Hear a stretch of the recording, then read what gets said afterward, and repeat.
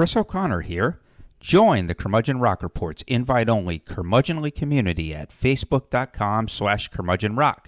Also look out for a Spotify playlist that pays honor to this episode. This is the Curmudgeon Rock Report, and this is your podcast made by rock geek iconoclastic outsiders for rock geek iconoclastic outsiders. For those of you who lament that rock music has gone the way of jazz and slipped into niche genre status, we are here to keep that flame alive by providing insight, analysis, recommendations, and honest takes, not hot takes. And hey, there's a good chance you'll learn some rock history you never knew before. So, where was hip-hop at the end of the 1990s? Well, in a better place than it logically should have been, it turns out, as the art form made what was effectively its last stand of artistic originality, for the most part, between 1999 and 2008. We've established in earlier episodes of the Curmudgeon Rock Report that hip-hop evolved from its origins as a party culture in the South Bronx in the mid-1970s to become a revolutionary genre of recorded music by the dawn of the 1990s. It was at that point that hardcore hip-hop's lifestyle of the streets, drugs, drug dealing, gangs, violence, went mainstream in the form of quote-unquote gangster rap. And with that came, unfortunately, the drama and grit of the streets as a beef between East Coast and West Coast factions that led directly to the murders of superstars Tupac Shakur and Biggie Smalls in the fall of 1996 and the spring of 1997, respectively. So, then what happened? From the destruction actually rose glory as hip-hop infiltrated the DNA of popular music and also the popular charts. Yes, hip-hop became plain old pop music, which resulted in an incredible generation of pop stars. Eminem, DMX, Jay-Z, OutKast, Kanye West, Lil Wayne. They all exploded forth between 1999 and 2008, even playing to crowds at arenas. It was really something to behold. We'll discuss all those artists during this episode, focusing first on Eminem, hip-hop's first legitimate white rap star, and definitely its finest white artisan. We'll focus too on two trends that helped define the era. First, there was the superstar ascension of the producer. While Dr. Dre and RZA had become legendary during the early 1990s, they never quite ran a hit-making factory in quite the same way as the Neptunes, Timbaland, Kanye West, and Lil Jon and others did nearly a decade later. Next, there was the territorial expansion of mainstream success from New York and Los Angeles and into the southern U.S. The Dirty South, as it was affectionately called, produced a looser, weirder, clubbier brand of hip-hop, one that was clever yet occasionally profound. Hip-hop not only survived the deaths of Tupac and Biggie. For the next decade, it actually thrived. Those years between 1999 and 2008 were an exciting time, filled with equally exciting music and superstars as the wider population ate the music and hip-hop's mutated superstar culture up like lasagna. But then it all petered out and the music became slop and the stars became insufferable. Think of Drake. Ugh. What happened and why? Well, we'll discuss that too. Welcome to the Curmudgeon Rock Report. Arturo, welcome to episode 100 of the Curmudgeon Rock Report. Damn, we made it this far. Yeah, imagine that. And we still kind of suck, but we don't suck nearly as bad as we did 4 years ago. Right. Yeah, imagine. Improvement. Just as a thought exercise, I should go back and listen to our first episode and just say, boy, were we putrid. We sounded like shit, and I couldn't edit. And We've come a long way since then. Yeah, and, we have structure, we have tenants, we have segments, we have order, we have discipline, and we are changing the world one listener at a time. Literally one listener at a time. Hi, listener. That's right. Yeah, how's it going? So, with that said, we need to go on a little journey there, Arturo. Yeah. Well, And where to? oh, we're going to a wonderful place called the parallel universe, Uh-huh. baby. And in the parallel universe, life is good. It's so much better because high is low and blue is green, and everything good is still good and has still not been discarded by the culture, which means rock and roll is still the thing, man. Rock Right. and roll is the thing. It's still part of the pop cultural zeitgeist. Yeah, absolutely. It has not been discarded in favor of pure garbage, and it's Yeah. still on the covers of Rolling Stone. Men still wear jean jackets with docking patches on them, So like rock and roll is still the big thing. That's a fancy way of saying that here in the parallel universe, we cover our albums by new and newish artists we think merit attention, and that in a parallel universe would certainly, if not, change the culture, and if not like capture imaginations, at least they would start conversations and would at least Right. be, part of controversy, and people would be checking out, and people would be giving a fair listen to, and so that's the spirit. So who, Arturo, are you covering in this episode's version of the parallel universe? Yes, it is the newest album by Benjamin Booker called Lower. Hailing from Tampa, Florida, Benjamin Booker released his self-titled debut album in 2014 to substantial critical acclaim by big-time publications such as Rolling Stone and Spin, and he made TV appearances on Late Night with David Letterman, Conan O'Brien's show, and later with Jules Holland in the UK.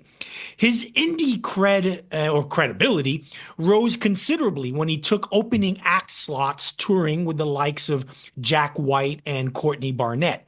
It's easy to understand the critical and hipster acclaim. The debut album is a refreshing slice of bluesy garage rock that manages to not sound derivative nor overly kitschy in its retro sound. Imagine the old chess record sound of Bo Diddley, Chuck Berry, and Muddy Waters sped up with punk energy, some seriously crunchy guitars, and top-notch songwriting, and you get a good idea. His follow-up, 2017's Witness, delved more into old school R&B and soul, but unfortunately without the first album's hooky or catchy songs, even if the lyrics did go more explicitly into political issues such as racial inequality. Since then, Booker went on a relative hiatus that ended this year with the recent release of his brand new third album, Lower. And boy, is it a completely radically different sound than anything he's done before. Co-produced by up-and-coming underground hip-hop producer Kenny Segal, the album is sprinkled with gripping hip-hop beats, even if the record itself is not a hip-hop record. You can also hear eerie, gritty trip-hop soundscapes layered throughout. And Booker has largely traded in his guitar's bluesy tones for noisier art rock fare and even hints of shoegazer. Lyrically, Booker must have been going through some tough personal issues in the years in between albums because there is a decidedly cathartic, confessional singer-songwriter feel to his words. He addresses his alcoholism in the yearning hip-hop soul hybrid and album closer, Hope for the Nighttime. Booker manages to merge folk and a stark hip-hop beat a la late 1990s Wyclef Jean in Pompeii Statues, where he ruminates on his increasing sense of existential isolation while living in an increasingly shallow society. The aforementioned shoegaze guitars show up in the elegiac Same Kind of Lonely, where Booker reflects on the futility of trying to start over again. The tense, dynamic building Rebecca Latimer Felton Takes a BBC is another standout, while Slow Dance in a Gay Bar is so 1990s trip hop in its slow, alluring crawl that, musically at least, it might as well have come out of a Portishead record. It's a terrific comeback record as well as a welcome stylistic departure for an artist who showed such promise a decade ago, 4 stars out of 5. Chris? Yeah, I need to spend more time with this record. I'll admit that I haven't spent as much time as I would have liked in terms of prepping for this episode. But the little bit I've heard, I will say this: I do like the retroness of it. That I Mm. know it's not the same genre. I know it's not quite the same music, but it reminds me a little bit of the Cindy Lee kind of DIY aesthetic Yeah, but that they're it's going more for. electronic. It's got more of an electronic sheen to it, though. Yeah, yeah, more of an electronic sheen, but definitely more of that kind of that lo-fi revivalism Yeah, or yeah, that sort of sure. throwback Hmm. nature to it. So that's what I thought when I first heard it. But yeah, pretty good songs, and Booker's intriguing. The fact that he's mining in the kind of music that he is, it's pretty unique and definitely worth more investigation, especially the idea of an indie rocker from Tampa doing trip hop. That's intriguing. Uh, the American redneck take on trip hop. Who knew? He's not a redneck. He's African American, so. Oh, okay. Well. Good. It's black redneck. Yeah. Yeah. Speaking of people who are not black rednecks, let's go into the artist I'm covering in this episode.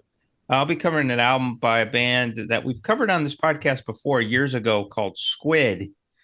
They are a British post-punk and post-rock outfit who have a new album out called Cowards that I would like to recommend, but unfortunately, I come up a little bit short on that front.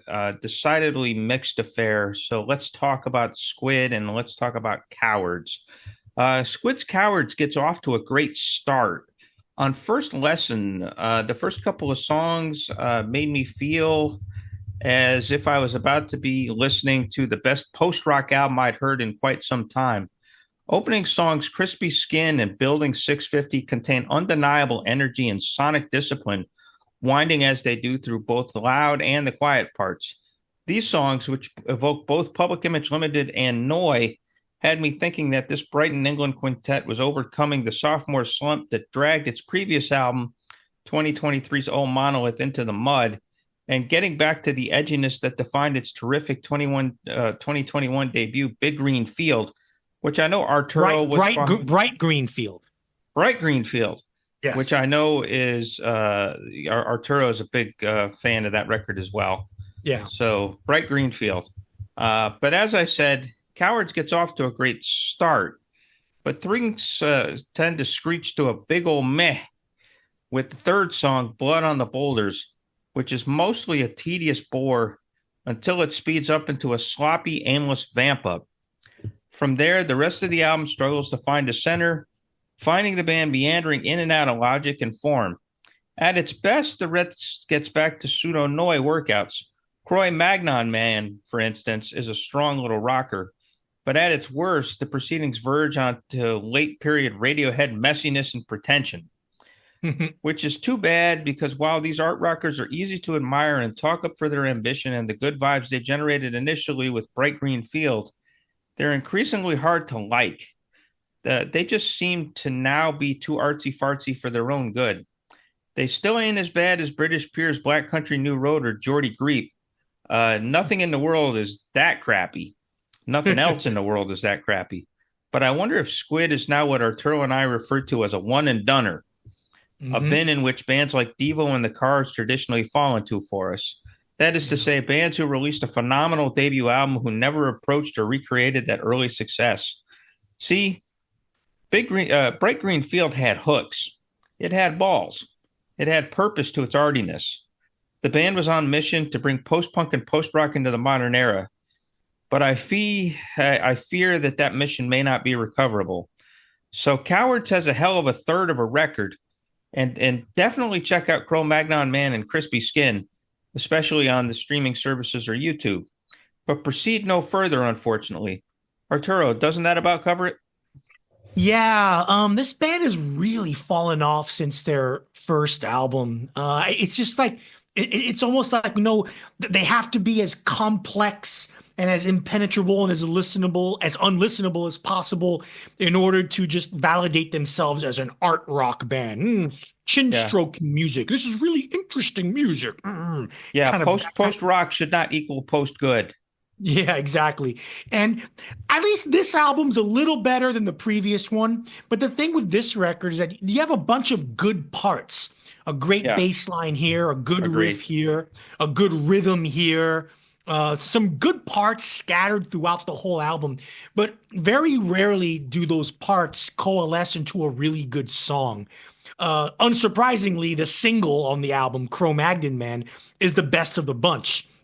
It has that typical that squid rhythm that you're known for from their first album, but then it kind of like dissolves into this really eerie melody as it fades away. It's a great track. It's a great single. Too bad the rest of the album doesn't have the spirit or the or shall I say just the willingness to be listenable and grab Yeah. the listener instead of like just being as willfully difficult as possible, and that doesn't do anything really. Yeah, and the other disappointing thing is when I listen to it, Spotify has a lyrics feature, Yeah, and so listening to the lyrics is a disappointing experience because they make Tom York seem like the poet laureate yeah, by comparison. yeah, This is like some serious high school bullshit in some yeah, spots, and so right, that's a little disappointing too because some of their melodies are not bad. I just wish yeah, that they were speaking words that weren't gibberish. yeah. I know. Yeah, which is too bad. Chris here again. We usually end our episodes by inviting you to join our Curmudgeonly community page on Facebook. Well, we're picking up our efforts there. Know people just as passionate as us about rock and roll? Invite them to join in the fun. You don't actually need our permission to do so. Also, expect to see a lot more content up there moving forward. Our mission is to engage you, so darn it, we'll engage you like a fire hose, or maybe like a firehouse if we're going to give love to Gene Simmons. We may also be making a few offers. Want to wear a t-shirt featuring our logo? You may have that opportunity soon. So be a fellow curmudgeon, help us expand our little community, and share your own musings via your own posts. We're at facebook.com/groups/curmudgeonrock. So everyone, we're calling this album, or we're calling this episode. I wish it was an album, but we're calling it. We're calling this "Hip Hop's Last Stand" or "Real Hip Hop's Last Stand," and this is the era of the real hip hop's last stand. And what do we mean by that? We mean that basically what happened is you had a period coming off of the previous period of hip hop history in which hardcore went mainstream. You had this period where things really kind of flourished and became where hip hop became legitimate, like not just pop music and not just mainstream accepted, but became just huge, hugely successful, moving huge numbers and defining the popular culture zeitgeist and the popular music zeitgeist. And so you're talking big, all-encompassing and all-purpose stars.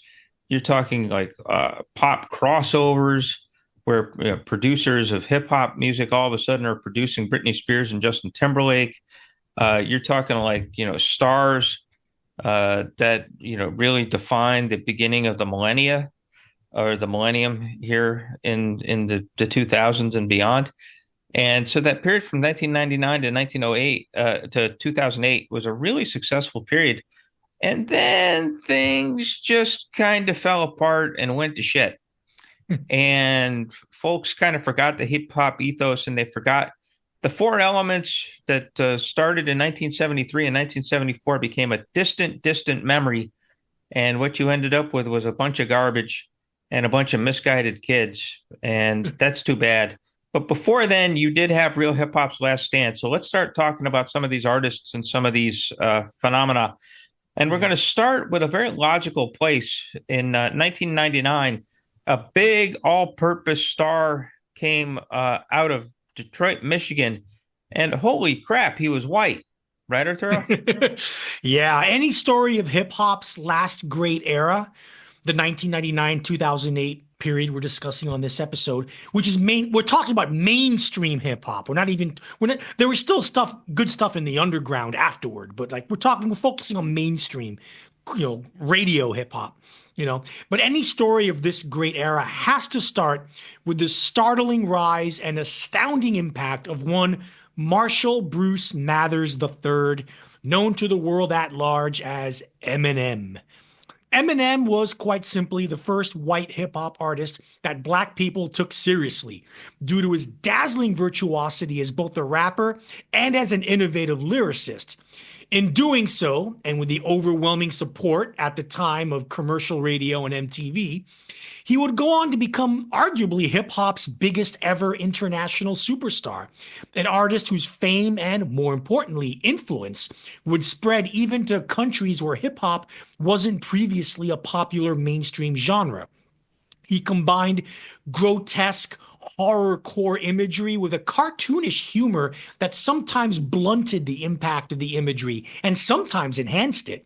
He combined defiantly politically incorrect attitudes toward women and especially toward homosexuals with a searing emotional intensity in his biographical narratives about personal and domestic problems. Much like Kurt Cobain before him, he connected with a generation of disaffected, disappointed, and angry youth, much of which of the poor, uneducated, working class variety, which makes sense considering Eminem's troubled youth growing up in near poverty. His first two albums, which will be discussed soon, are absolute, undeniable classics of the hip-hop canon and two of the greatest albums ever made, period. He got inducted into the Rock and Roll Hall of Fame in 2022, and only a tone-deaf, tasteless idiot would not say he's one of the 10, possibly top 5 greatest rappers of all time.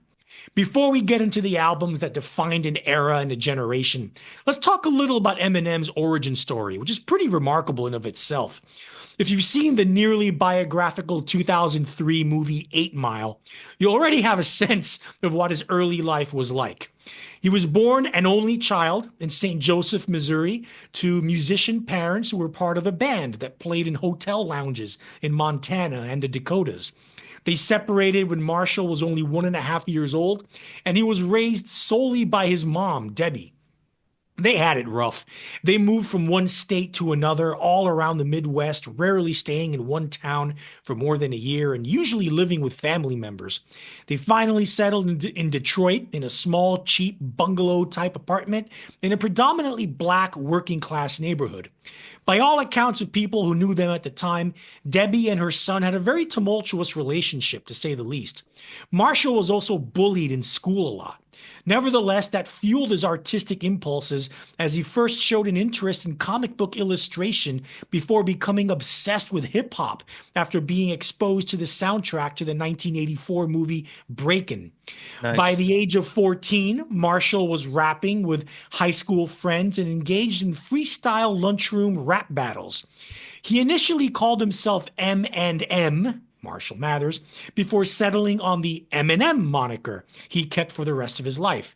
It was around this time that he started attending open mic nights at a club called the Hip Hop Shop, which at the time was considered ground zero for Detroit's hip hop scene. For about a decade, Eminem was a fixture on the scene, and while no one outside of Detroit knew who he was, hip hop insiders in the Detroit scene grew to appreciate his burgeoning talent. At the age of 17, he dropped out of high school after spending 3 years in 9th grade due to poor grades and basic truancy. He began to work all kinds of low-level service industry jobs to help his mom pay the bills. Pizza parlors, restaurants, custodial jobs, etc. Just a few years earlier, a young runaway by the name of Kimberly Scott was allowed by Debbie to stay at the Mathers' humble home.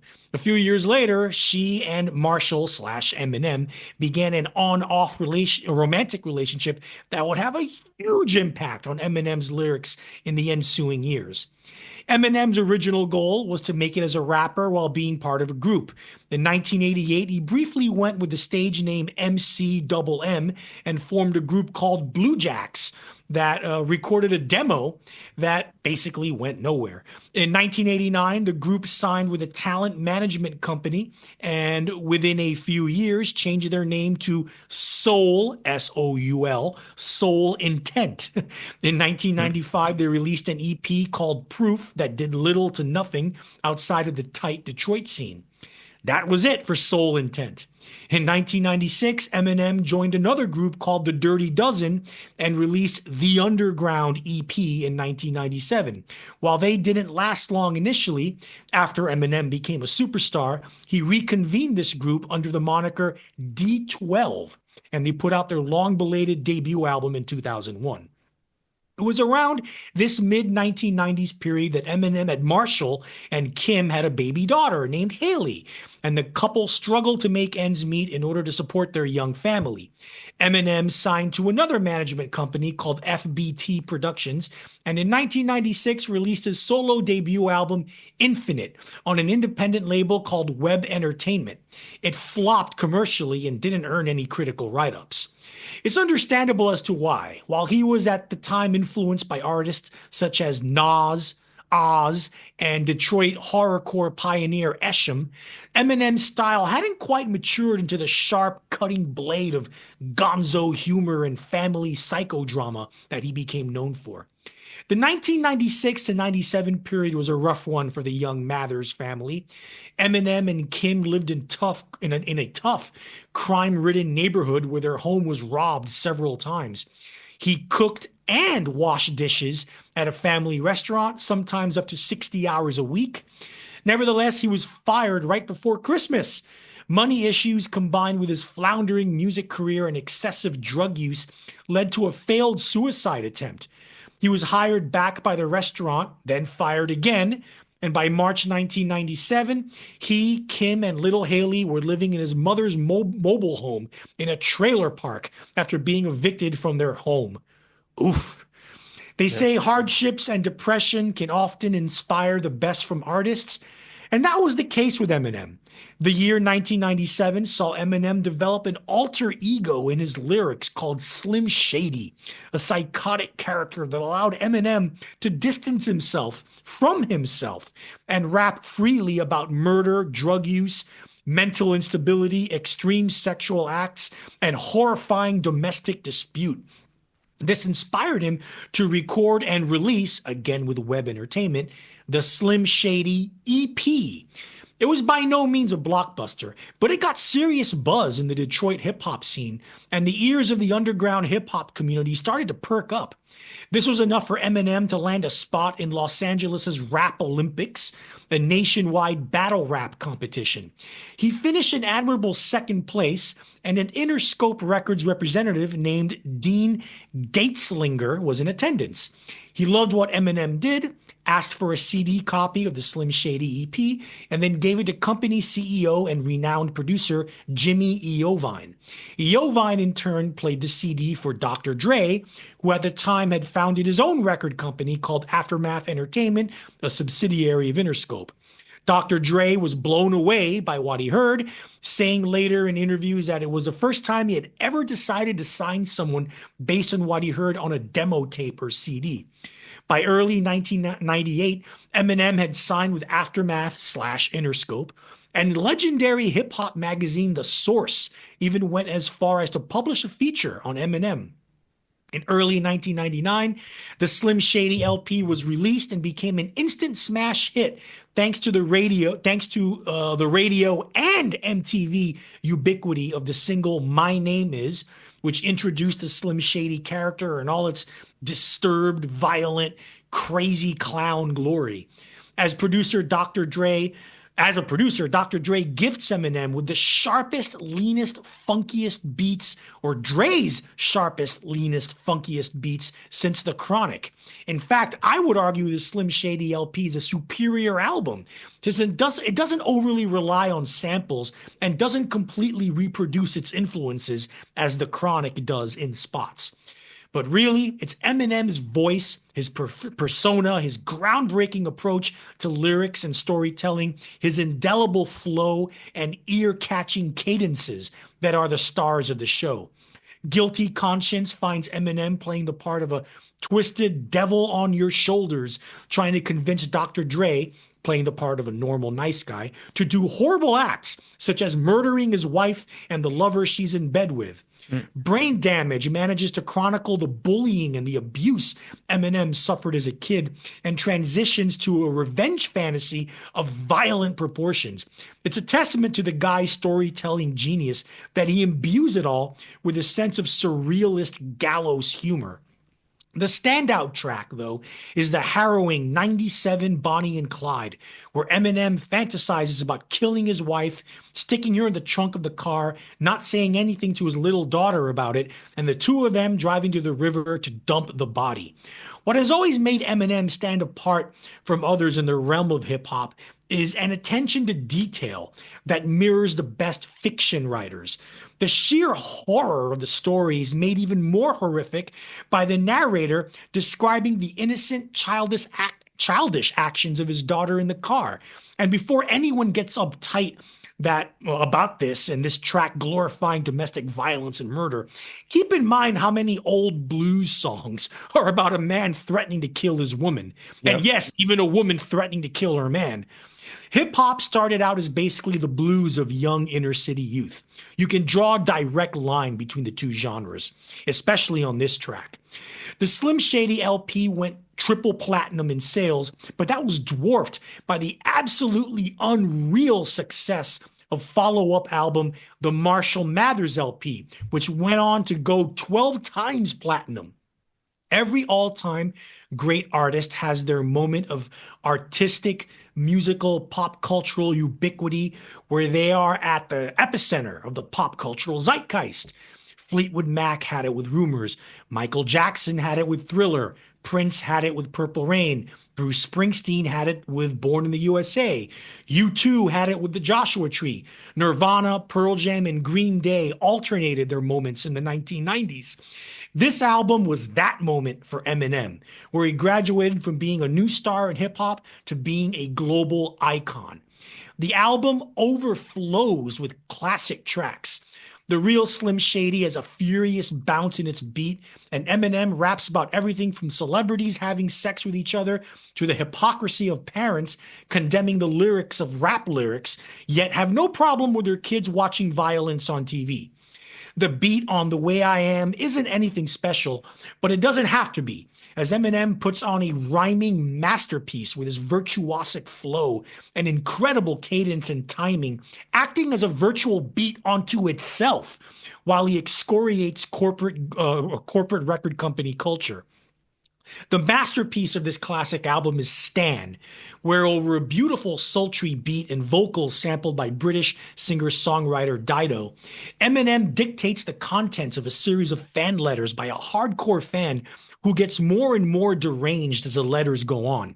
Not only is it possibly Eminem's greatest moment as a hip-hop writer, it's one of the entire genre's truest literary moments. The reason I dropped the Marshall Mathers LP a slight notch below the Slim Shady LP is for the incessant homophobia that runs throughout the lyrics in multiple songs. It gives the album a bit of a black eye, and frankly, it hasn't aged well at all in that regard, and at times mars an otherwise perfect album. The misogyny is also a bit too much to bear, especially on the anger fantasy track Kim, where you can imagine what Eminem is thinking about in regard to his girlfriend/partner. He followed up that titanic culture-setting album with The Eminem Show in 2002.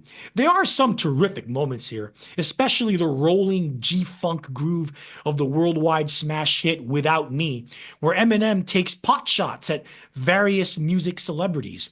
The powerful, thundering opening track White America is probably the closest Eminem ever got to being political during this time, with him excoriating the conservative values of middle-class America. Eminem, the fiery social conscience warrior. In a parallel universe, this might have been his destiny. But alas, most of the Eminem Show is redundant, repetitive, and frankly a recycling of everything he'd done better before. There's only so much one can hear of a nearly 30-year-old man bitching about his mom and fantasizing about killing her and his romantic partner, you know? The beats had become predictable, and while the rapping remained top notch, he failed to offer anything new to the table anymore. Eminem would spend the rest of the decade being a highly successful artist on a commercial level. As a global superstar, anything put out would go to number one. But his music devolved into basically glorified strip bar hip hop, albeit from a guy with genius rapping ability, keeping things just barely interesting. Nevertheless, those first two albums and the single from the soundtrack album in 2003, which we'll talk about later, were seismic, genre-shattering albums and music in general that really changed things, not just for hip hop, but for pop music in general. With Eminem, hip hop was no longer a black thing. It was a universal, multicultural thing. Eminem made it forever safe for white rappers to be taken seriously and appreciated. More importantly, though, those albums are just amazing in how Eminem practically invented a new language of expression for the genre as a whole. Chris? Yeah, absolutely. Just a couple of extraordinary records. And I'm actually a big fan of the Eminem show as well. I think that there's the quality of the rapping, the quality of the lyricism, the quality of the rhyming on that record just technically is just extraordinary. So I look at all three of those albums as being classic. The thing about him is that he is a student of hip hop to the nth. That hip hop is an adversarial art form. That it's inherently competitive, and whether it's him against the world, him against his mom, him against his wife, him against the record industry. Eminem just had a giant chip on his shoulder, and it brought out the best in him. The guy was a proficiently technical rapper of the highest order. I mean, he was just amazing, and he took things to an extreme, which is why I tend to defend him. You're right. In some ways, his lyrics have not aged well, but in other ways, it's worth going back and looking at some of them and appreciating that if you're going to be a battle rapper, going after manhood is one of those things that back in the day, they just it made more sense. And so his song "Criminal," which is the last track off the Marshall Mathers LP, has one of the most. I mean, it's one of the crudest lyrics of all time, but it's also one of the most astonishing in terms of just the competitiveness of it and the competitor's nature and the rebelliousness of where he's at. It's like, oh, you're going to come at me, I'll come back at you. And so check this out. And yeah, I'm going to go ahead and just read these. And so, trigger alert as far as maybe some of this might be offensive. Yes, folks, we're quoting Eminem. So these are not our words. These are quotes. We're quoting Eminem. But you may want to say F word instead of the full word here, Chris. Just okay. Let you know. Okay. Why? Thank you, Mr. Policeman. So here we go. So the first verse to "Criminal." My words are like a dagger with a jagged edge that'll stab you in the head, whether you're a F or a les, or a homosex, a hermaph, or a transvest. Pants or dress, hate Fs. The answer's yes. Homophobic? Nah, you're just heterophobic. Staring at my jeans, watching my genitals bulging. Ooh, that's my motherfucking balls. You better let go of them. They belong in my scrotum. You'll never get a hold of them. Hey, me, it's Versace. Whoops, somebody shot me. And I was just checking the mail. Get it? Checking the mail? How many records you expecting to sell after your second LP sends you directly to jail? Come on, relax, guy. I like gay men. Right, Ken? Give me an amen. Amen. Please, Lord, this boy needs Jesus. Help this child. Help this destroy these demons. Oh, and please send me a brand new car and a prostitute while my wife's sick in the hospital. Preacher, fifth grade teacher, you can't reach me. My mom can't either. You can't teach me a goddamn thing because I watch TV and Comcast cable, and you ain't able to stop these thoughts, and you can't stop me from topping these charts, and you can't stop me from dropping each March with a brand new CD for these fucking retards.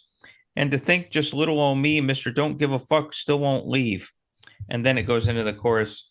So, I mean, to me, I can defend that as just being extraordinary because you've got the rhyme patterns in that, but you're going to take things to an extreme. You want to try to snatch somebody's soul. Getting at their manhood and getting at their mental stability is one way to do it. Yeah, but the problem here is that there's no one rapping back at him. Yeah. You know? I mean, like, he's not pointing at a single gay rapper. If he's going after a gay rapper one-on-one, okay, fair play. Give the gay rapper a chance to come back at him. But he's just going at a section of the population in general. So the battle rap theory here doesn't really carry water, in my opinion. No, I mean, I think it does because the idea is you're trying to, at the beginning of the song, there's a prologue that says that, oh, you think I'm going to do these things, and if you believe that, well, I'll kill you too. And then so he's kind of talking to the world at large and kind of saying, I'm going to say the most outrageous thing to get back at you and just, make the point that I'm attacking you as a rapper, not as a homophobe or not as, any. And so kind of standing up for free speech in a way by doing that. So I've always thought that that's just an extraordinary lyric, and it's jaw dropping in its audacity. No doubt. Even at the time, it was audacious as hell. And has it aged well? No. Yeah, I mean, I guess you can't say that group of lyrics is what got him in trouble with GLAAD, basically. Yep. Yeah, and but I still admire the ethos behind it, and I guess that's me just being an older, me being a young Gen X, that maybe it's more acceptable to go there as kind of, let's attack the manhood as opposed to let's attack a whole class of people. Right. And so that's kind of how I see it. But I wanted to share that because for young folk out there that might not be as into Eminem, and please listen to these albums and please judge for yourself. Don't be turned off. Don't go all woke on us. Keep an open mind. It's worth an investigation for sure. All right, Chris, I laid down the importance of Eminem and why, he became a global superstar. He changed things up. He changed the vocabulary of hip hop, what you can rap about, influenced countless others. Hello, Kendrick Lamar. And really just was arguably the biggest hip hop superstar internationally of all time. So we went that, and you got this era begins with Eminem. Now we're going to go to someone else who wasn't quite as big as Eminem, but pretty damn big. He was pretty damn big. Yeah. And in some ways you can make the argument he wasn't as much of a media superstar, or he wasn't as much of an all encompassing all-purpose media phenomenon. But in terms of his ability to move units and in terms of to inspire the hip hop faithful, there's not a whole lot of people that come close in accomplishment to DMX. That's who we're talking about next. DMX was a super duper star during this era, and he had 5 straight #1 records, the only guy to ever do that. And he sold tens of millions of records and was just an absolute superstar. And probably the most profane and probably like most extreme and most hardcore guy to ever do it. So let's talk a little bit about DMX in this next segment. DMX's overwhelming run of success was the direct result of the movements of the decade before his rise, during which hardcore, as we've proffered earlier in this series of hip-hop episodes, went mainstream. By the very late 1990s, the American public at large was ready for the hardest of the hardcore. In fact, it welcomed it with open arms, and DMX was the right guy to deliver them all the righteous anger and violent sentiment they could handle. Born Earl Simmons in 1970, DMX grew up in Yonkers, New York, as the product of an abusive and broken home. After spending time in prison for carjacking in the late 1980s and also picking up a crack habit pretty young. He was 14, apparently, when he first, was introduced to crack cocaine. And so he was dealing with that at this time. After doing that, he embraced hip hop. And after a long period of struggle in the New York underground, he began to gain notice from major labels in the late 1990s. A series of guest verses on popular rappers' songs, most especially LL Cool J's 4321, grew his profile, and legitimate buzz soon gathered. Def Jam signed him in 1997, and by mid 1998, DMX was releasing his debut album, It's Dark and Hell is Hot. The album was an immediate and enormous hit, debuting at #1 on the Billboard 200 Albums chart. It's Dark and Hell is Hot was a showcase for DMX's striking, profane growl. When DMX growled, he growled. It also showcased DMX's propensity for hardcore imagery and brutal vulgarity. He invites enemies to suck his dick several times throughout the albums, for instance. But he also showed she showed a vulnerable side, being unafraid to express spiritual longings and even prayers. Yes, the album actually features a legit and explicitly Christian prayer. His mixture of anger and solemnity was wholly compelling. Mixed the emotionalism in with his charismatic stage presence, and a star was clearly born. DMX's momentum carried over into his next album, Flesh of My Blood, Flesh and Blood of My Blood, which he released at the very end of December 1998. DMX started 1999 as the hottest artist in popular music, coming into the year once again at #1 on the Billboard 200 Albums chart. The album followed a nearly identical formula to It's Dark and As Hell is Hot, keeping it hard, making it harder, pushing it hardest, and keeping on growling and screaming. Like the first album, Flesh of My Flesh featured spare yet melodic beat work from Swizz Beatz, a young, prodigiously prolific producer also from Yonkers. The 1-2 punch of It's Dark and Hell is Hot and Flesh of My Flesh, Blood of My Blood not only made DMX a force in recorded music, it also carried over into the realm of live music. Along with Jay-Z, the rapper headlined a nationwide arena tour that routinely sold its shows out. And trust me, the sight of the seemingly impossibly tall DMX in one of his performative jumpsuits commanding a stage was worth the price of admission. It really was. The guy was an extraordinary performer. DMX from there kept on attracting eyeballs and moving units. His next 3 albums all debuted at #1 in the albums charts as well, making him the first album to debut his or her first 5 records at #1. He scored a top 10 hit in 2000 with the fantastically hooky Party Up in Here, one of the great singles of the entire era, showing that the hardest man on the block could also cold rock a party.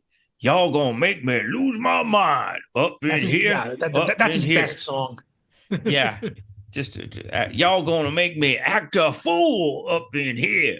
So I can't possibly do a good DMX impression. Nobody had that kind of growl. He was one gruff motherfucker for sure. So over the course of the next decade, DMX sold tens and tens and more tens of millions of albums. For a few years, it seemed nothing would stop his continuing rise and ever-growing profile. Alas, his debilitating addiction to crack cocaine and legal issues involving animal cruelty, failure to pay child support, drug possession, and other charges eventually stopped DMX in his track. His inability to escape the pull of crack would eventually kill him in 2021. That makes me sad, as DMX was undeniably original and he was a very, very talented rapper. He was blessed with a naturally gruff, darkly expressive voice, and he used it to full effect. He was among hip-hop's most authentic superstars. He was similar to Tupac Shakur in that regard, in that it seemed he could carry the weight of the experience of being an oppressed black man with him into the studio. And he knew how to craft a hook as well as anyone. Like I said, y'all gonna make me lose my mind, or X gonna give it to you, X gonna give it to you. His influence was actually underrated, I'd say. Without his success, Ja Rule, for one, would have been nowhere. One could argue that 50 Cent, The Game, and others, troubled products of the streets turned rappers, wouldn't have gotten the platforms they eventually attained without DMX's forerunning chart-topping breakout. Even Tupac didn't sell records while he was alive at the clip that DMX did. Hell, Tupac never even probably dreamed of playing arenas and like Woodstock before his death. DMX, it should be pointed out, but actually played Woodstock 99. Such was the effect of DMX. Hardcore rap exploded once and for all because of his rough-edged artistry. May he rest in power. Arturo, what's your thought on DMX? Yeah, DMX. I mean, I kind of respect what he did as an artist and a musician, but you know what impresses me more than his music? What's that? His criminal rap sheet. Holy Yeah. fucking shit. Okay, here we go. From 1986 to 1988, when he was young, I mean, practically a teenage, almost a teenager at this point. Okay, he was sent to prison for stealing a dog from a junkyard, served a few months in juvenile court. He was then sentenced for 2 years for another crime. I'm reading this from Wikipedia, by the way. Go ahead. All of this. December 86, just a few days after starting his sentence, he and his cellmate escaped from prison. He returned home. His mother, DMX's mother, forced him to turn himself in and finish his sentence, which he did. He was sent to prison again in 1988 for carjacking, and was later moved to a higher security prison after attempting to extort a fellow inmate for drugs. This is all before he started his rap career. Yep. Yeah. This was the pre-show. Yeah, well, we got a lot more to go. Fast forward, 1998 to 99. Fort Lee, New Jersey Police Department executed a search warrant where he surrendered himself on charges of weapons possession. The next year, 1999, an animal cruelty charge in Teaneck, New Jersey, after a dozen pit bulls were found at his home there. And the charge was dismissed after he agreed to accept responsibility and record public service announcements for an animal rights group. Okay, next, 2000, New York City area. In 2000, he served a 15-day jail sentence for possession of marijuana. In 2001, he served another jail sentence for driving without a driver's license and possession of marijuana. He appealed his conviction, but it was denied after he was charged with assault for throwing objects at prison guards. In 2002, he pleaded guilty in New Jersey to 13 counts of animal cruelty, dog fighting, 2 counts of maintaining a nuisance, and 1 count each of disorderly conduct and possession of drug paraphernalia. He eventually plea bargained everything down to community service and fines and probation, and did public service announcements against guns and animal abuse. In 2004, he was arrested in JFK Airport on charges of cocaine possession, criminal impersonation, criminal possession of a weapon, criminal mischief, menacing, and driving under the influence of drugs and alcohol while claiming to be a federal agent and attempting to carjack a vehicle. All in one shot. Holy crap. He was given a conditional discharge in December, but pleaded guilty. Like I said, the fucking guy was authentic. To violating parole. In November 2005, he was sentenced to 70 days for violating parole and added a 10-day extension to the original 60-day sentence. He was released early for good behavior. 2007, he moves to Arizona. His home in Arizona was raided on reports of animal cruelty to his 12 pit bulls. He maintained that any neglect was a result of the caretaker who was taking care of the dogs, who was not taking proper supervision, whatever. In 2008, May 2008, he was arrested again in Arizona on drug and animal cruelty charges after attempting to barricade himself inside his home. Next, DMX pleaded guilty to charges of drug possession, theft, and animal cruelty stemming from the August 2007 drug raid, as well as the May 2008 arrest. At a hearing on December 30th, he was sentenced to 90 days in jail. On May 2009, he entered a plea agreement charge of plea and pleaded guilty to attempted aggravated assault in jail. After serving 4 out of 6 months for violating drug probation, DMX was released in July 2010. That day, a television pilot was filmed to portray his road to recovery. However, DMX was arrested 3 weeks later, and the pilot did not evolve into a series. You don't say. In July 2010, DMX turned himself into Los Angeles Metropolitan Court for a reckless driving charge. He was sentenced to serve 90 days in jail. In November 2010, he was arrested in Maricopa County, Arizona. He went back and forth between the two states on charges of violating probation for a February 2009 aggravated assault on a police officer while he was incarcerated. In December 2010, he was moved to a mental health facility. Thank God. And Yeah. released in July 2011. In August 2011, DMX was arrested for the 10th time in Maricopa County, this time for speeding at 102 miles per hour in a 65 mile per hour zone and driving with a suspended license. While he admitted to, there you go. The man moved to South Carolina. In February 2013, DMX arrested in Spartanburg for driving without a driver's license. He really didn't believe in driver's licenses, did he? No. In July 2013, he was arrested again in Greenville, South Carolina, and charged with driving under the influence of alcohol. And, yes, again, without a license. In August 2013, DMX was arrested in Greer, South Carolina. He was arrested in every town in South Carolina during a traffic stop after a car he was a passenger in, made an improper U-turn. He was arrested due to an outstanding warrant for driving under suspension. 4 packages of marijuana was found in the vehicle, and he was cited for it. In November 2013, DMX was arrested again by the Greenville-Spartanburg International Airport Police after police who were familiar with his prior arrests noticed DMX behind the wheel of a vehicle at the terminal. He was booked on charges of driving with a suspended license, having an uninsured vehicle, driving without and driving an unlicensed vehicle. He was released after spending 3 hours in jail. He goes back to New York. In April 2015, a man accused DMX of robbing him. In June 2015, DMX was arrested in New York and charged in Newark, New Jersey with robbery and failure to pay child support. In July 2015, DMX was sentenced to 6 months in jail for failure to pay this child support. And then, of course, in December of that year, 2015, an arrest warrant was issued for DMX after he missed a court hearing for the child support issues and his ex-wife. And then 2017 through 19, he was dealing with tax fraud. They charged him with failing to file income tax returns for 5 years previously. He pleaded guilty, blah, blah, blah, so on and so forth.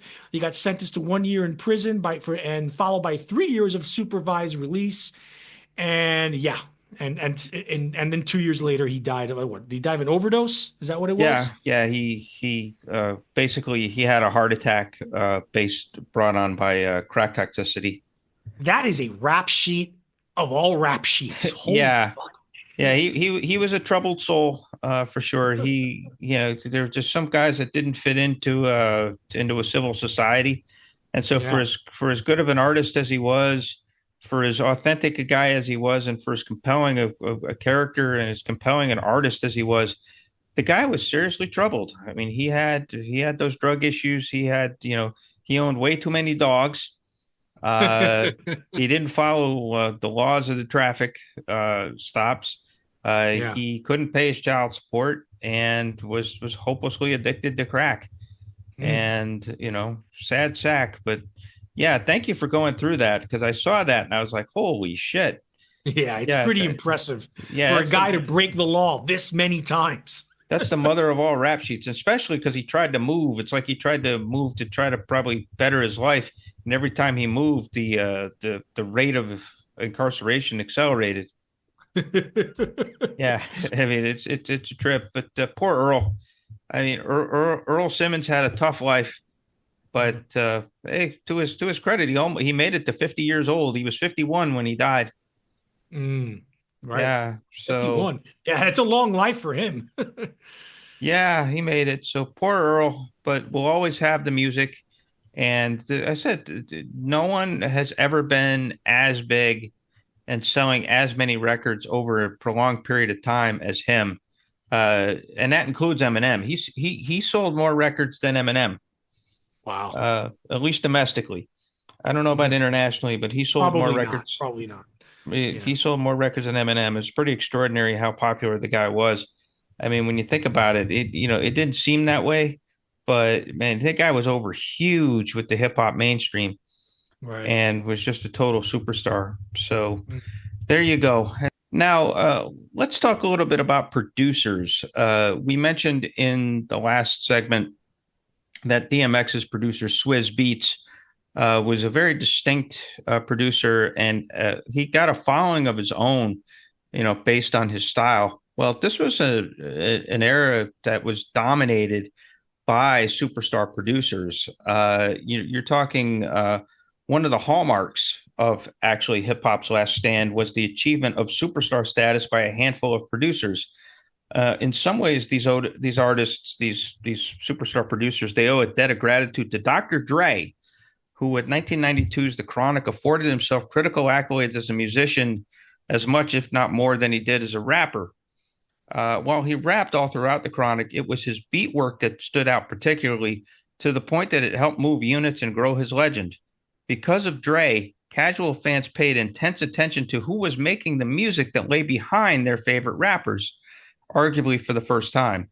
That attention extended itself beyond hip hop in '96 when Dre co-produced Blackstreet's big R&B hit "No Diggity." That was an early crossover production success for a hip hop guy, and it set up a period starting in 1999 when the producer's face started to shine from behind the console and subsequently put them out in front of the act at times, and in a couple of cases permanently. So let's talk about some of these folks. This roll call included Timbaland, who with Missy Misdemeanor Elliott co-created some of the weirdest, coolest, most timeless hip-hop music of all time. It also included the Neptunes, whose song-based verse-chorus verse structures and off-kilter instrumentation infused a serious level of fun into their songs. And we'll talk about some of those songs later on in the episode, by the way. Both Timbaland and Neptunes, who coincidentally all hailed from hailed from Virginia Beach, Virginia. I almost said they hailed from Neptune. They all hail from Virginia Beach, Virginia. Would eventually help Justin Timberlake launch his solo pop career in 2002. By 2007, Timbaland was releasing albums on his own and scoring #1 hits. By the early 2010s, Pharrell Williams of the Neptunes was going solo and scoring enormous pop hits like the ubiquitous Happy. Most notably, or maybe most notoriously, the roll call of superstar producers included Kanye West. West, a Chicago-born and raised son of a school teacher, broke through by making sonically innovative and thrilling beats for Jay-Z and several other big-name rappers.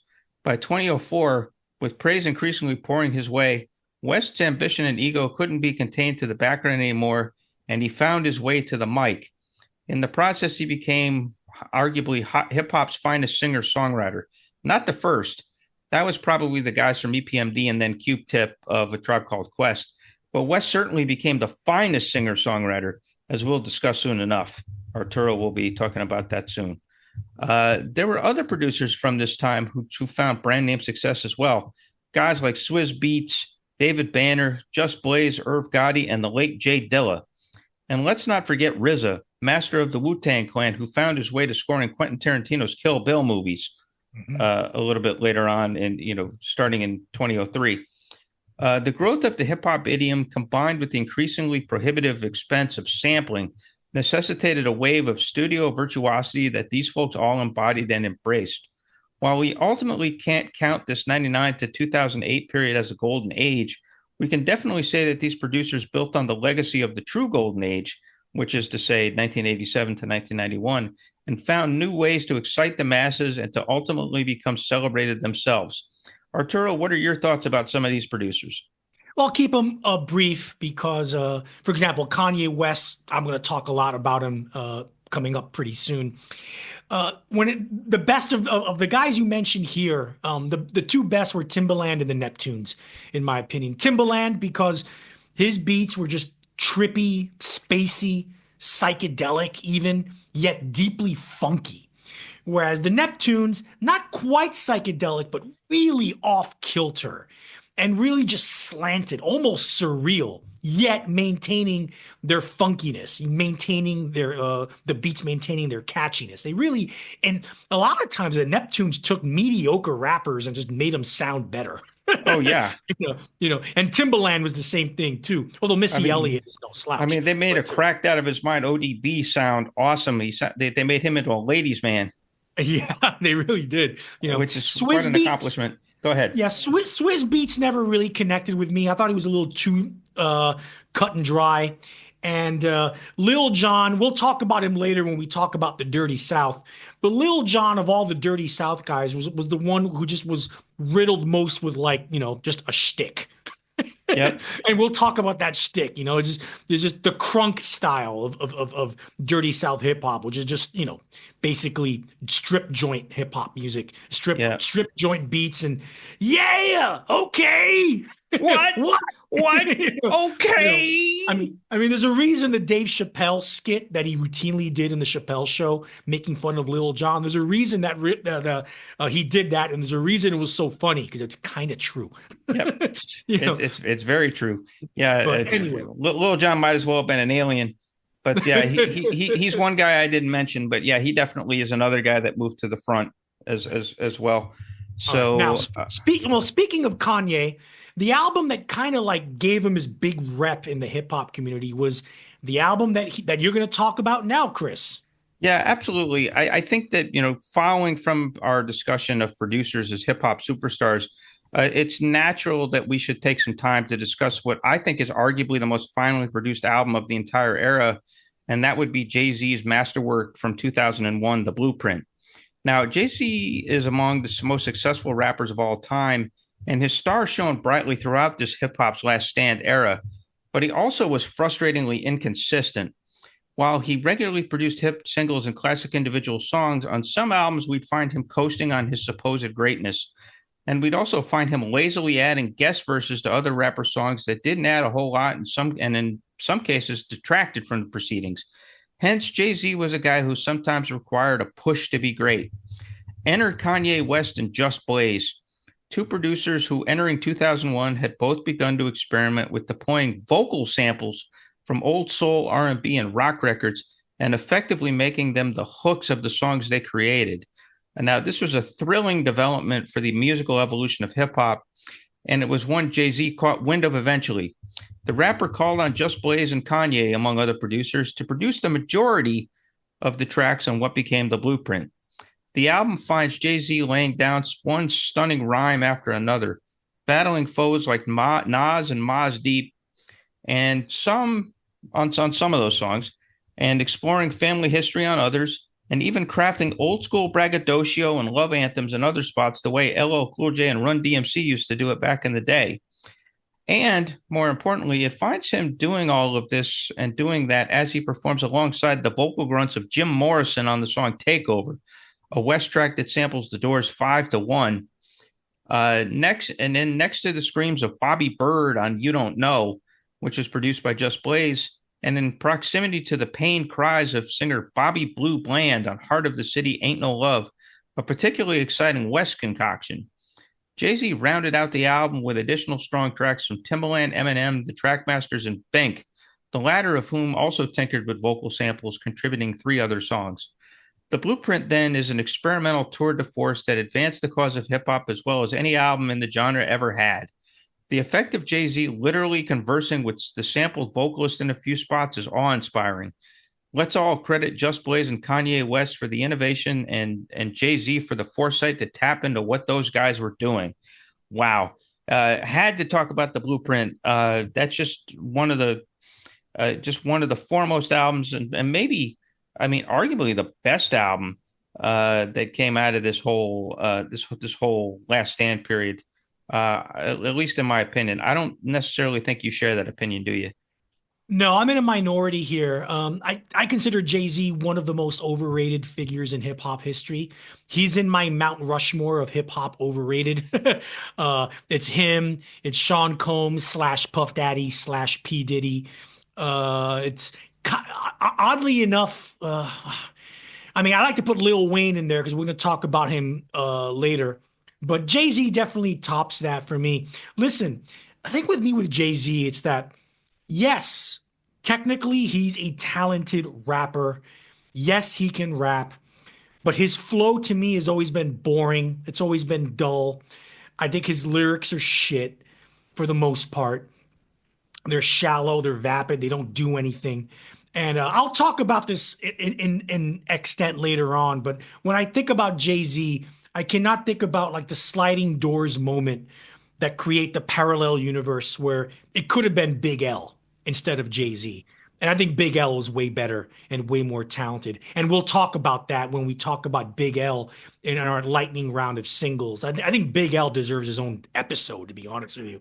I mean, one of the greatest what ifs and what should have beens in hip hop history.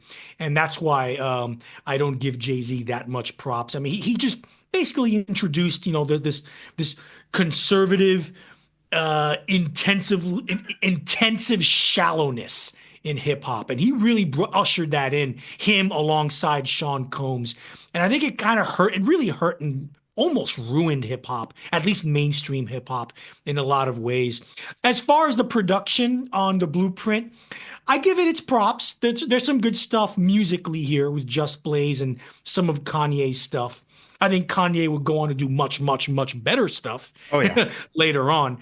I honestly, I think the Blueprint is a this footnote. was the start. I also see it's a footnote in Kanye's resume. It's definitely better. It's more pronounced than a footnote. Some of the stuff he was doing, and like some of the tinkering, like the Takeover, the track that uses 5-1. I mean, the way that he lays that out, it's like damn near psychedelic, and it's just thrilling the way that he has Jay-Z's voice interacting with Jim Morrison's. I mean, it's just. It's magnifique, and that carries over into some of the stuff he even did on my Dark Twisted Fantasy 10 years later. I think that album's way better than this one. Yeah, but still extraordinary stuff. Yeah. Well, anyway, we're talking about Kanye, so let's segue into Kanye West himself, and more specifically, this era that we're talking about sees the dawn of the dominance of Kanye West, and how the son of a teacher from Chicago rose from producer du jour to legitimate hip hop frontman, really, and a superstar. Okay, so let's talk a little bit about Kanye West. With his work on Jay-Z's The Blueprint, as you mentioned, Chris, Kanye made himself one of hip hop's hotshot producers to watch. By 2004, he was hip hop's producer du jour. But Hip Hop and West, had other plans for himself and his career. He wanted to strike out as a proper solo artist. His initial 3-album run, 2004's The College Dropout, 2005's Late Registration, and 2007's Graduation, produced a string of both highly commercially successful and critically acclaimed singles that put West in the vanguard of hip-hop's genuinely creative, as one of hip-hop's genuinely creative, powerful forces. In fact, by 2008, he was arguably, or not so arguably, the biggest name in hip-hop. Before we go into these classic singles, it's important to note what it was exactly about Kanye that made him so special and unique, and what set him apart from virtually anyone else in mainstream hip hop and even underground hip hop at the time. First, while sampling from 1960s and 70s R&B soul music was never new in hip hop at this time or any time, West did it in such a profound, intensive, and exhaustive way that he essentially turned an entire new generation of music fans on to sounds from the past, and particularly this golden age of R&B music. But more importantly, it was West who took the idea of R&B vocal samples and made them into hooks. The R&B vocal samples as hooks. He took that to a whole other level never heard before. Second, while no one would say West was a great rapper, in fact, his flow from one song to another is practically the same and pretty monotonous, it would be foolish to ignore the fact that West in reality is, or well, at least was, especially during this period, one of hip-hop's greatest and most compelling lyricists of all time. There was an emotional depth, sometimes a touching sensitivity, and an ability to make listeners empathize with him that made him the hip-hop equivalent of 1970s folky singer-songwriters. Third, you have the aesthetics. West came from Chicago, but he didn't come from Chicago's ghettos. His father was a teacher, and he came from a resolutely middle-class, fairly well-educated background. Instead of trying to act all tough and gangsta, which was the default setting for most hip-hop artists at the time trying to make it, West flaunted his middle-class upbringing, and in fact used it as a visual shtick. Publicity photos during this time would see West sporting Izod polo shirts, nice slacks, and wearing a backpack. Hell, his album titles at the time all referenced going to university. As far as the incredible singles, there were many. The College Dropout gives us All Falls Down, which took folk soul and transposed it to the hip-hop idiom. The anthemic stomper that is Jesus Walks hides, not very well, what is basically a Christian message that somehow doesn't come off as preachy. In fact, there's a desperation in that song that's actually endearing. The New Workout Plan is probably the best track on the album for me, with a whacked out, altered string arrangement sample in the background as the beat rumbles and distorts throughout without losing any kind of momentum until it transitions into straightforward funk. The next album, Late Registration, gives us Gold Digger, a bouncing beast of hip-hop funk that sees West actually go away from his usual rapping style. It's not only his best song, it's one of the greatest singles of all time. Diamonds from Sierra Leone uses Shirley Bassey's vocal sample from Diamonds Are Forever to amazing effect with a heavy-ass groove and luscious, intricate arrangements.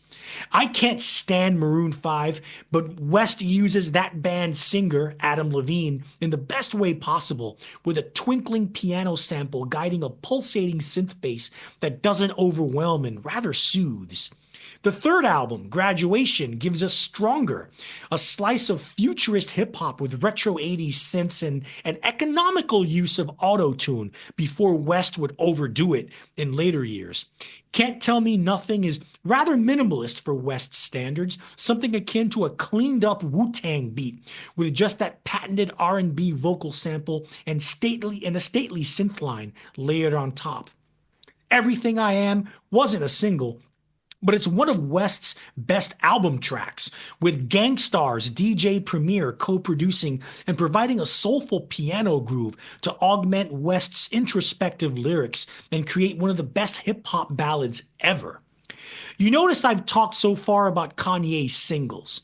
Well, that's because, contrary to popular opinion, I actually think all three of these albums are hit and miss 50-50 affairs. The Good Halves contain some of the most thrillingly original, thunderously funky, emotionally profound songs the genre of hip-hop has ever produced. The Bad Halves are, in my opinion, bloated, indulgent, horny affairs that have too many comedy bits. The irony of it all is that in 2010, West would kick off the new decade with My Beautiful Dark Twisted Fantasy, an outrageously brilliant, bombastic album, and hands down one of the greatest hip-hop albums of all time. I even like 2013's avant-garde electro freak-out Yeezus. Afterward, West went down a spiral of creative bankruptcy, mental instability, and thorough unlikability as a human being that frankly is all combined to put a gigantic pockmark on his legacy. But hey, there was a time when West was actually considered to be a progressively liberal guy, in spite of his occasional obnoxious Jesus comments and his current pro-Trump neo-Nazi beliefs. And yes, his music was mostly great during this time. So we can remember that. Chris? Yeah, the Black Nazi was actually pretty fucking great 20 years ago. I mean, he really did some extraordinary stuff. And the only disagreement I'll have with you is I think Late Registration is one of the top 10 hip-hop albums ever made. I would say top 20. Like that and Dark Twisted Fantasy are both way, way high on the list. But I love Late Registration for a couple reasons. One, I think that there's, that emotional filament that you talked about earlier with songs like Hey Mama and Heard 'Em Say. And, he just had a way of getting you with, with whether it was the strings or whether it was, using like, an old unused, deep in the recesses sample of a Bill Withers song, or an Otis Redding live song. I mean, he just had a way of just grabbing you by the balls and really bringing out the emotion in what he was doing. The other thing about Late Registration that's worth noting is that he recruited the Fiona Apple's producer, John Bryan. Yeah. Helped co-produce that record. They basically traded tapes, and Bryan overlaid and overdubbed some strings and some keyboard notes, and really just kind of added to the texture of those songs. And so it really just plays extraordinarily well. I will agree with you. I think the College Dropout and Graduation are good. I think that they're extraordinary for their singles. But yeah, as albums, they definitely fall short. Personally, I think Graduation's his worst album. It has Stronger and a couple of other songs on it, but Kanye was not in fine form on Graduation. So, like I said, like I said in a previous segment, he's the greatest singer-songwriter in hip hop history, because he was so good behind the boards, and he could rap. I mean, like I said, his cadence was largely the same, but he knew how to hook onto a lyrical concept, and he knew how to like come up with a good hook for a song. So really, really talented guy who unfortunately has gone the way of conspiracy theories and mental illness. And I don't know what the hell's up with this black Nazi shit all of a sudden. Years ago, in an interview, he actually, in a very candid interview, he mentioned that he does suffer from bipolar disorder, and he does have genuine mental health issues, and he did take medication for it. I'm starting to think he's not taking that medication anymore. Yeah, and hasn't taken it in a decade. Yeah, probably a good bet. Probably a good bet. So, like, he actually just posted this week on Twitter that he had a post that said, "I love Hitler." So that's what he's good for now. Like his last couple of attempts at records have been terrible. I mean, Yeezus was kind of the end of the good Kanye, and we've had a dozen years of the bad Kanye ever since. So, which is just unfortunate. But let's remember the good Kanye is one of the great artists of all time, and you covered him pretty darn well. So from Kanye, let's now move south of Chicago, and let's go down deep into the dirty, dirty, dirty South, and talk about Southern rappers and the influence of that Southern hip hop has had in the years since this last stand era of hip hop. Now, hip hop's golden age is the electric period between 1987 and 1991, as I said before, when lyrical and musical innovation was commonplace and the rules that defined hip hop as a recorded genre of music were effectively laid down. There is one thing about that golden era, though. With few exceptions, the music largely emanated from New York and Los Angeles. That meant hip hop was still largely a bi-coastal but parochial phenomenon. Yet throughout the 1990s, hip hop scenes started to rise and flourish elsewhere in the U.S. Detroit, for instance, built a scene largely focused on hardcore and horrorcore rap. Chicago, with artists like Common, started to creep into the mix. But the most notable activity took place in the South, especially in and around Atlanta, Georgia. By the late 1990s, a number of college-educated acts based in Atlanta started to gain traction nationally. Chief among these acts was OutKast, the duo of rappers Andre 3000 and Big Boy. Initially, they were backed by the production troupe known as Organized Noise, which had written and produced the hit song Waterfalls on behalf of TLC in 1994. OutKast had a uniquely frenetic style of rapping and a Southern flavor ranging from soul to marching band music that defined their beat work. The music was certainly bawdier and bolder than its counterpart in the North. This was akin to socially conscious party music, as fit for the club as it was for the streets. OutKast eventually broke out huge, thanks to the success of the classic albums Aquemini from 1998 and especially Stankonia from 2000. Those albums included hits such as the rollicking rural folk-touching Rosa Parks, the heartfelt apologia Miss Jackson, and the alien P-Funk-loving marching band code of madness that was B.O.B. But once those albums hit and the flavor they represented caught fire, then the spotlight was warmly not just on Atlanta, but on other cities like Houston and Memphis, where scenes had also been evolving. From that point, meaning the point where Stankonia dropped, a rush of other artists hit the charts over the next several years. There was Ludacris, the one-time college radio DJ named Chris Bridges, whose over-the-top sense of humor, "What's Your Fantasy?" and natural charm birthed several infectious hits. His album, Back for the First Time, is a personal favorite of both Arturo and myself. There was Lil Jon, whose club-worthy electro-funk productions and vocal eccentricities, defined a whole subgenre of party music known as crunk. Later in the decade, there was New Orleans' Lil Wayne, whose weird but wonderfully croaky voice and warped sensibilities led to some truly original hit-making. There was also Young Jeezy and T.I., among the innovators of what became known as trap music, which juxtaposed maximal keyboards with minimal and cheap-sounding drums meant to capture a flavor of lifestyle connected to excess and danger. Me personally, I've always been a huge fan of the Dirty South. The premium in this slice of hip-hop goodness is on the fun and the vibe rather than the New York virtues of lyricism, flow, or beat-making virtuosity. The spirit of the Dirty South was freer, more experimental, more purely party-oriented. While OutKast were serious musicians and even more serious rappers and stand as one of the best acts in hip-hop history, it's no coincidence that their early output is considered seminal to the development of crunk and trap music. The magic ultimately was in the fun quotient. I've always likened the success of the Dirty South to Revenge of the Nerds.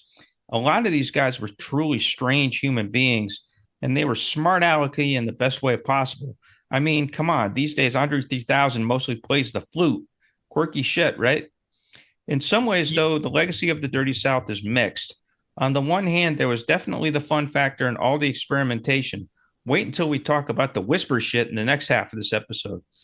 But at the same time, because there was a general de-emphasis on the elements of hip-hop and more of an emphasis on rap as pop music, I wonder if that's part of what led to the acceptance of whatever shit passes for mainstream hip-hop nowadays, whether it be the moodier stuff or just the plain dopier shit.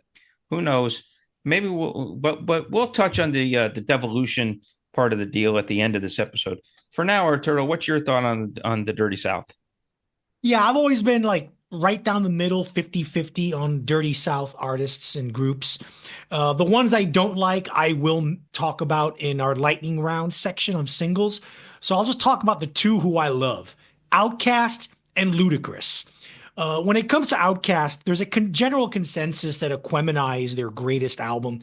And while I do think it's one of the greatest albums of all time, and one of the 500 greatest, the second OutKast album that belongs in that 500 greatest list I actually think is their best album, which is Stankonia. I think Stankonia is perfect. I think Stankonia takes what they did with Aquemini and they just takes it to the cosmos. It's just this kaleidoscopic smorgasbord of just abstract, weird-ass beats, but done accessibly. Like you said, the B.O.B. is like 3 songs in one. It's like Beck done in hip hop, 3 or 4 songs done in one, and it's incredible. Miss Jackson is one of the great beat, but also one of the tenderest pop hip hop hit songs of all time. So fresh, so clean, snapping and trapping. We love these hoes. Humble Mumble, the great with the great guest spot by Erica Badu. I think Stankonia is basically it's okay. In 2000, I remember the year 2000, the 2 albums of that year was Radiohead's Kid A when it came out, and this one. To me, this is the Kid A of hip hop. This is the one that really took hip hop to soundscapes never ever heard before. 1 foot in the club, 1 foot in introspection, and 1 foot in the heart. 1 foot in your, 1 hand in your heart, 1 hand in your mind, and the other hand in your crotch. Yep. That's 3 hands right there. And yep. And it was an album that deserved 3 hands. Right. And Stankonia was that record. And the one after this one, 2003, the Speaker Box, The Love Below, this is the one that made them truly international superstars. It was a double album. 1 album, Speaker Box, all big boy, which is more conventional Dirty South hip hop. The other album, The Love Below, that's the all Andre 3000 part. Oddly enough, the Big Boy album is the best one. Oh yeah, it's much better. It's more consistent. It flows better. However, the Love Below is a little more indulgent, a little more bloated, but it's the one that has the hits. It's the one that has Hey Ya. It's the one that has Roses. Everyone knows Hey Ya. Come on, if you don't know Hey Ya, you ain't listening to this podcast if you don't know Hey Ya. Right. And but yes, the speaker box half, which is the Big Boy, that album is great from top to bottom. The Andre 3000 one, I mean, I'm a big proponent of double albums. This is one of the few double albums that probably should have been like a single with 2/3 Big Boy and 1/3 Andre 3000. Agreed. But the good stuff is amazing. It's great. And it was the last shot of greatness for OutKast. After this, Big Boy and Andre 3000 never were on the same page again after that album. Nope. As for Ludacris, I mentioned earlier how the Neptunes had this ability that with their beats, they can enhance mediocre rappers. With Ludacris, it's the opposite.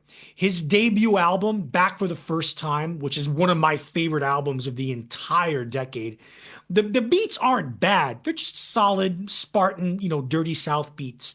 But his rapping, his lyrics, and his fucking hilarious lyrics are what make the beats better than they actually are. Like I said with Eminem, his flow and his cadences are like beats all to themselves. Ludacris had the same talent. He had that same ability, especially on this album with What's Your Fantasy, Fat Rabbit. Of course, the Curmudgeon Rock Report's favorite Ludacris song, Ho. Why do you think they call it a hotel? Yeah, I mean, it's just there's some misogyny in there, but it's like misogyny, like, with a wink, tongue and cheekiness to it, when he says in the end, all of us N-words, we hoes too, so he's kind of saying to himself, it's a wonderful record. There's a reason Bruce Springsteen called him one of his favorite rappers. I mean, when Springsteen's name checking you, holy shit. But Back for the First Time is an amazing record. One of the best albums overall of this era. Love it. Love Ludacris. And he had some great singles after this one too. Move, bitch, get out the way. Love that one. But so to me, those are the two shining peaks of the dirty South in this era, in my opinion. OutKast and Ludacris.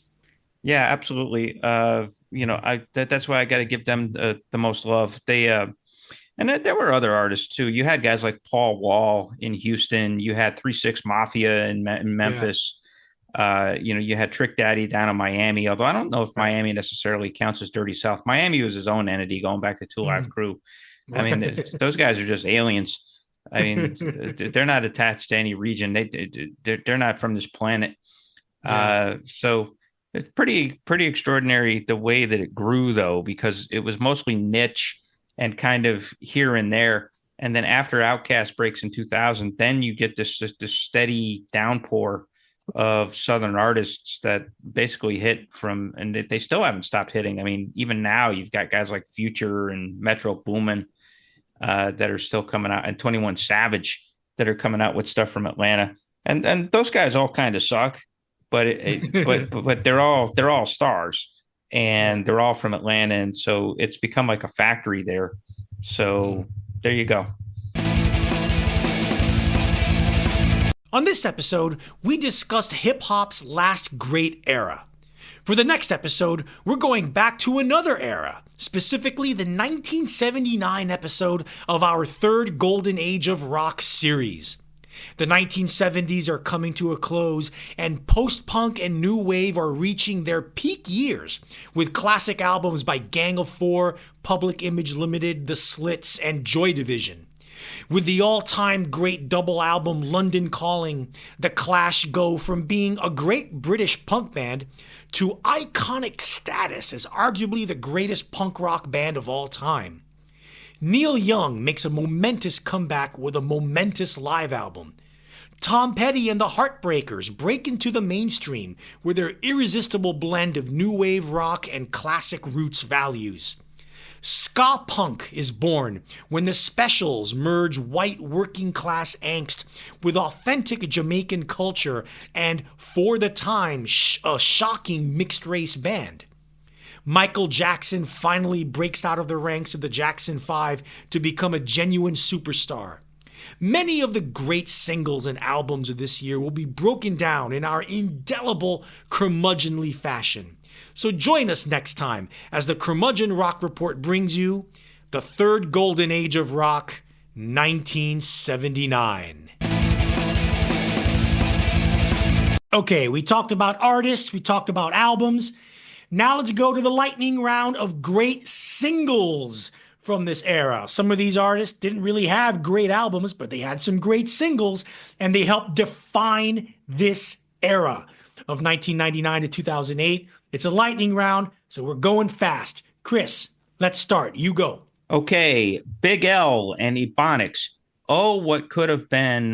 This song is really from 1998, but it broke out very early in 1999. Big L had been making noise in the New York underground for several years and was on the verge of stardom entering 1999. This song shows how masterful of a lyricist he really was. Really clever rundown of ghetto slang. And of course, he said, "That's just the way I talk, yo." And he was in the process of being signed to Jay-Z's Rockefeller Records just before he was murdered in a drive-by shooting in Harlem in 1999, February of 1999. Basically, he had set the meeting to get signed by Rockefeller literally a week before he was shot to death. And so just real shame. And for anybody out there who wants to learn more about Big L, check out his album. I believe it's called Lifestyles of the Poor and Dangerous. Brilliant album. In a parallel universe where truly worthy hip-hop artists would have gotten their due or would get their due, Big L would have taken Jay-Z's spot. Back in 1995, in the legendary local New York radio hip-hop show Stretch and Bobbito, Big L killed Jay-Z in an on-air rap battle. Seriously, it's on YouTube. Check it out. And if you listen to Jay-Z afterward, he totally stole his flow and rhyming style from Big L. And Big L had much better lyrics too. So there. It's ironic that Jay-Z wanted to sign him to Rockefeller. Yeah, right, there next, you go. Chris. He was only 24 years old. Okay, next, Kid Rock's Cowboy. Yes, really. Before Kid Rock was a buffoonish cartoonist flag waver for Bro Country and Donald Trump, he was actually a hell of a good rapper and one of hip-hop's earliest Great White Hope signings. Seriously, Tommy Boy signed him back in 1990 with visions of making him a breakout star. Didn't happen. So by 1998, Kid Rock had swerved from orthodox hip-hop and invented a really smart hybrid of 70s classic rock and modern party rock into it, along with his hip-hop. That's where this song, Cowboy, springs from. This is a terrific single, one that combines throwback, nasty-ass James Gang style riffage with Kid Rock's charismatic tongue-in-cheek rhymes about being a white trash pimp who's straight out the trailer rather than straight out the Compton. Good stuff. Bullshit. I'm not even going to... This track isn't... Kid Rock is not worthy of my analysis. Fuck this. Okay, next, Chris. Oh, boy. Tell me how you really think. Okay, next. Pharoah Monk's Simon Says. Pharoah Monk had been kicking around New York for a few years as part of a duo called Organized Confusion. Following his stint in that group, he was signed to the super hot indie label Raucous Records and released this single in the summer of 1999. This was the club banger of that summer in New York. Ubiquitous jam all over town, couldn't avoid it. Built on a killer sample taken from the theme song of 1964's remake of Godzilla vs. Mothra. This is a classic case of a single with a hook so strong that its sublime lyrical quality gets lost amid all the hype. Monk could write and he could spit. Much like its sample, this song is a monster. Arturo? Great beat. I love the beat. I love the music and the production, but I've never been a fan of Monk's flow. A little too pedestrian and plain for me. Next. Gotcha. Dr. Dre's Still DRE. This was Dr. Dre's comeback single, the first off his follow-up to the Chronic Dr. Dre 2001. This song is notable for a couple of things. First, there's a sublime mandolin-inflected hook and braggadocious lyrics ghost-written by Jay-Z. That's the other thing. You can kind of tell Jay-Z wrote this because it's very un-G-Funk-like in its vibe. Dre's cadence is more hyper than it is on some of his classics written for him by Snoop and the DOC, like Nothing But a G-Thang. Arturo, what say you about Still DRE? Dr. Dre never fails to nail it with a sublime beat. This one kind of reminiscent of a more cleaned up RZA beat.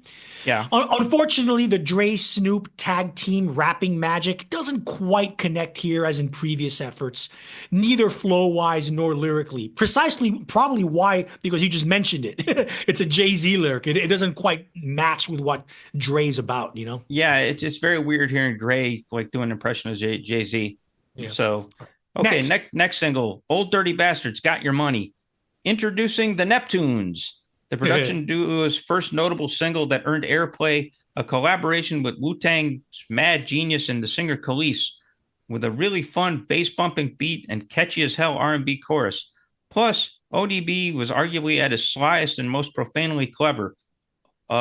Pretty much the opening lyric, I don't have no trouble with you fucking me, but I have a little problem with you not fucking me. This was the best song on ODB's great second album, End Please. Whoever came up with the concept of ODB spitting his dirty stand-up comedy to such a mainstream-oriented track was a real genius. What do you say? Yeah, dude, this whole album, N-Word Please, is awesome. The second best solo Wu-Tang album after Raekwon's Only Built for Cuban Links. This track epitomizes ODB's singular, offbeat, off-kilter, yet coherent, genius rhyming style. Next. Yeah, absolutely. Next, Jay-Z featuring UGK, Big Pimpin', on which Timbaland heads for the Middle East and serves up a smooth, slinky strip club classic beat driven by a snake charmer flute. Not hard to figure out the lyrical concept here, really. I'm a pimp in every sense of the word, bitch. That's what Jay-Z rhymes at the beginning of this. Jay-Z had broken through the previous year with Volume 2, Hard Knock Life, and this was on the follow-up album, Volume 3, Life and Times of S. Carter. Not a great album, but contained this all-time great rumbler of a single. Gotta love Big Pimpin', huh? Big Pimpin', big shittin'. Fuck Jay-Z. Next. Wow. Q-Tip's Vibrant Thing. A Tribe Called Quest resident sonic innovator embarked on a solo career in 1999, and he went in an unexpected direction, stripping away the jazz and rich textures of Quest's best work and trading them in for this club-worthy minimalism. Vibrant Thing is a hip shaker propelled by a clavinet and clap drums beat, danceable, funky, and smooth. Art? Now we're talking. At the time, people within hip-hop's social consciousness circle accused Q-Tip of selling out with this track. Yeah. But when the beat is this nasty and Tip's rhymes are this sharp, who cares? Next. Yeah, seriously. Juvenile, back that ass up. Speaking of selling out, Juvenile was a charismatic New Orleans rapper who served as the first star of the local Cash Money Records.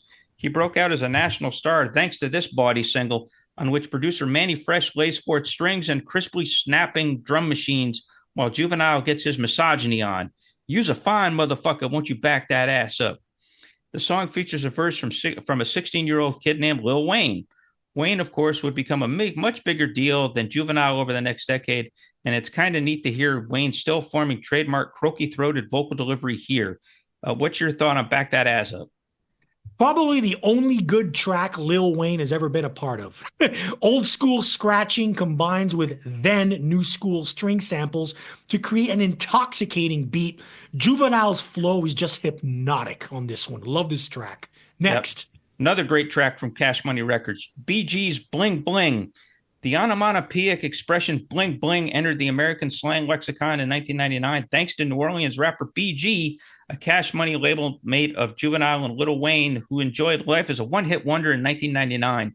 This grove-tastic ode to diamond necklaces and similar opulence reached number 36 on the Billboard 100 singles chart. Art, what's your thought on Bling Bling? This is just so-so for me. Generic bling bling glorifying hip-hop. I'll pass. Yeah, Next. I got you. But it was pretty clever at the time because bling bling was a brand new expression. So Sure. for him to come up with that, got to give it up for him. Next, we're moving on to 2000. Dr. Dre's Forgot About Dre, a second killer single from Dr. Dre 2001, features an avant-garde Euro-style keyboard loop and skittering drum beat.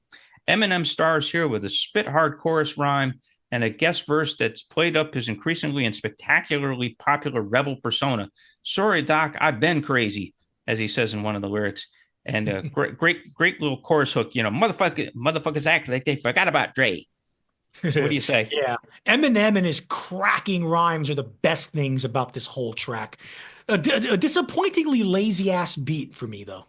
Next. I don't know if I would necessarily call it a lazy ass beat. I like that little keyboard loop. Mm, Like I said, it's very German. It's very German Euro house. But anyway, next, Dead Prez, hip hop. This song has arguably the single best bass line in all of hip hop, just a towering monument to the glory and wonder of fat ass juicy bass. It was an ideally funky backdrop for this New York duo who comprised probably the most politically charged group to hit hip hop since Public Enemy more than a decade earlier.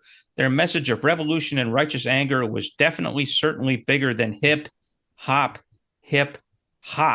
And for what it's worth, Dave Chappelle used to use this as his entrance music on his show. He took the words out of my mouth. I was going to say that. One of the best hip hop singles of the noughties / aughts, pure and simple. This song is just slamming. And yes, it's one of the two main theme tracks for Dave Chappelle's show. The other one was the original Chappelle Show, the little guitar thing. Yep. That was the other track. Next. Gotcha. Cypress Hill's rap / rock superstar. The favorite Weed and Guns rappers of frat boys everywhere served up two versions of this song early in 2000. Obviously, as the name suggests, one played it straight with hip hop with a string-laden beat accompanying the featured rap piano keys loop, while the other version inserted and cranked up the metal guitars and live drums into the mix. So there's rap superstar and rock superstar. The song itself serves as a warning on the trappings of superstardom, making an oddly compelling listen and one of the best things Be Real and Send Dog ever produced. What say you, Art? Yeah, at the time of its release, this was by far the best song Cypress Hill had released in years. It's a little of its time with melodramatic strings accentuating the beat, but it works just fine. Be Real is on point with his rapping in this one. Oh, Next. yeah. Oh, he was on point on that entire album. That entire album from 2000 was probably the height of his in terms of his technical chops as a rapper. Not so much the voice wasn't used to psychotic effect as well, but his rapping was really just on point. So next, Nelly, Country Grammar, hot shit. Put simply, Nelly was a born star, a cocky, telegenic kid from St. Louis who developed a singular rap singing style that's proven very influential in the decade since he broke in 2000. Unfortunately. Country Grammar was the title track and first single off Nelly's debut album, which was produced in large part by fellow St. Louis native J.E. The song features a super catchy chorus that prominently features the kiddie expression shimmy shimmy Cocoa Puff, not to mention the overdubbed singing voice of Nelly, who showed a knack for off-kilter phrasing throughout. Country Grammar Hot Shit reached number 7 on the Hot 100, signaling Nelly's arrival as a pop star who stuck around here and near the top of the charts for several more years. Your thought on Nelly's Country Grammar? Nelly sucks. Always was a crappy rapper who needed a great beat to get him through. This track has neither. Next. Okay, speaking of great beat, Nelly's EI. This is my favorite Nelly beat. Just kind of has a cool little keyboard loop to it, and kind of like it gallops. I mean, it's a fun little dance track, a fun little bass line. And so EI, it's another single off of Nelly's Country Grammar album, and yet another super catchy sing-along type of song. The song is built on clap drums and twinkling chimes. And again, Nelly shows off his rap sing vocals, dispelling a keen sense of melody throughout. And the chorus, Andale, Andale, Mommy, E-I, oh, was a supreme earworm. What I said about the previous Nelly song applies here. Glorified, shitty stripper music. Next. Actually, it's a killer stripper song. Speaking from my more rebellious and more mischievous 20s youth, it was a hell of a strip club song. Anyway, speaking of one that was not a good strip club song, Common's "The Light." You probably know Common more from his acting and his random television appearances over the years rather than from his music. But the Chicago native was quite gifted rapper who reached the apex of his career in 2000 with the album Like Water for Chocolate, and with this single, the R&B inflected "The Light." The song, co-produced by Questlove of The Roots, counts a smooth love ballad rap featuring passionate crooning on the hook and the impossibly earnest lyric from Common. It's important that we communicating to the fate of this here union to the right pitch. I'll never call you my bitch or even my boo. There's so much in a name and so much more in you. Aw, Common was quite the ladies' man, wasn't he, Arturo? Yeah, finally a respite. I swear, I think my IQ level dropped 10 digits after listening to Nelly. Common is one of those wonderfully gifted rappers and lyricists who's rarely had the catchy beats to put him over. This, however, is one of those beats that does it and actually does it. This should have been a much bigger hit than it was. Next. Mystical, shake your ass. Shake your ass, but watch yourself. Shake your ass. Show me what you're working with. Another awesome thumper from the Neptunes, who serve up the star vehicle for New Orleans and No Limits record rapper Mystical. Mystical rides the fun little woodwinds and conga beat with super horny grunting about fine honeys doing their thing on the dance floor, while the Neptunes' Pharrell Williams sings a charmingly goofy chorus. Love this song. Yeah. Listen, not all booty shaking strip joint hip hop is bad. This may be the single best example of this inglorious subgenre. Mystical shouts more than he raps, but he gets away with it because his lyrics are hilarious.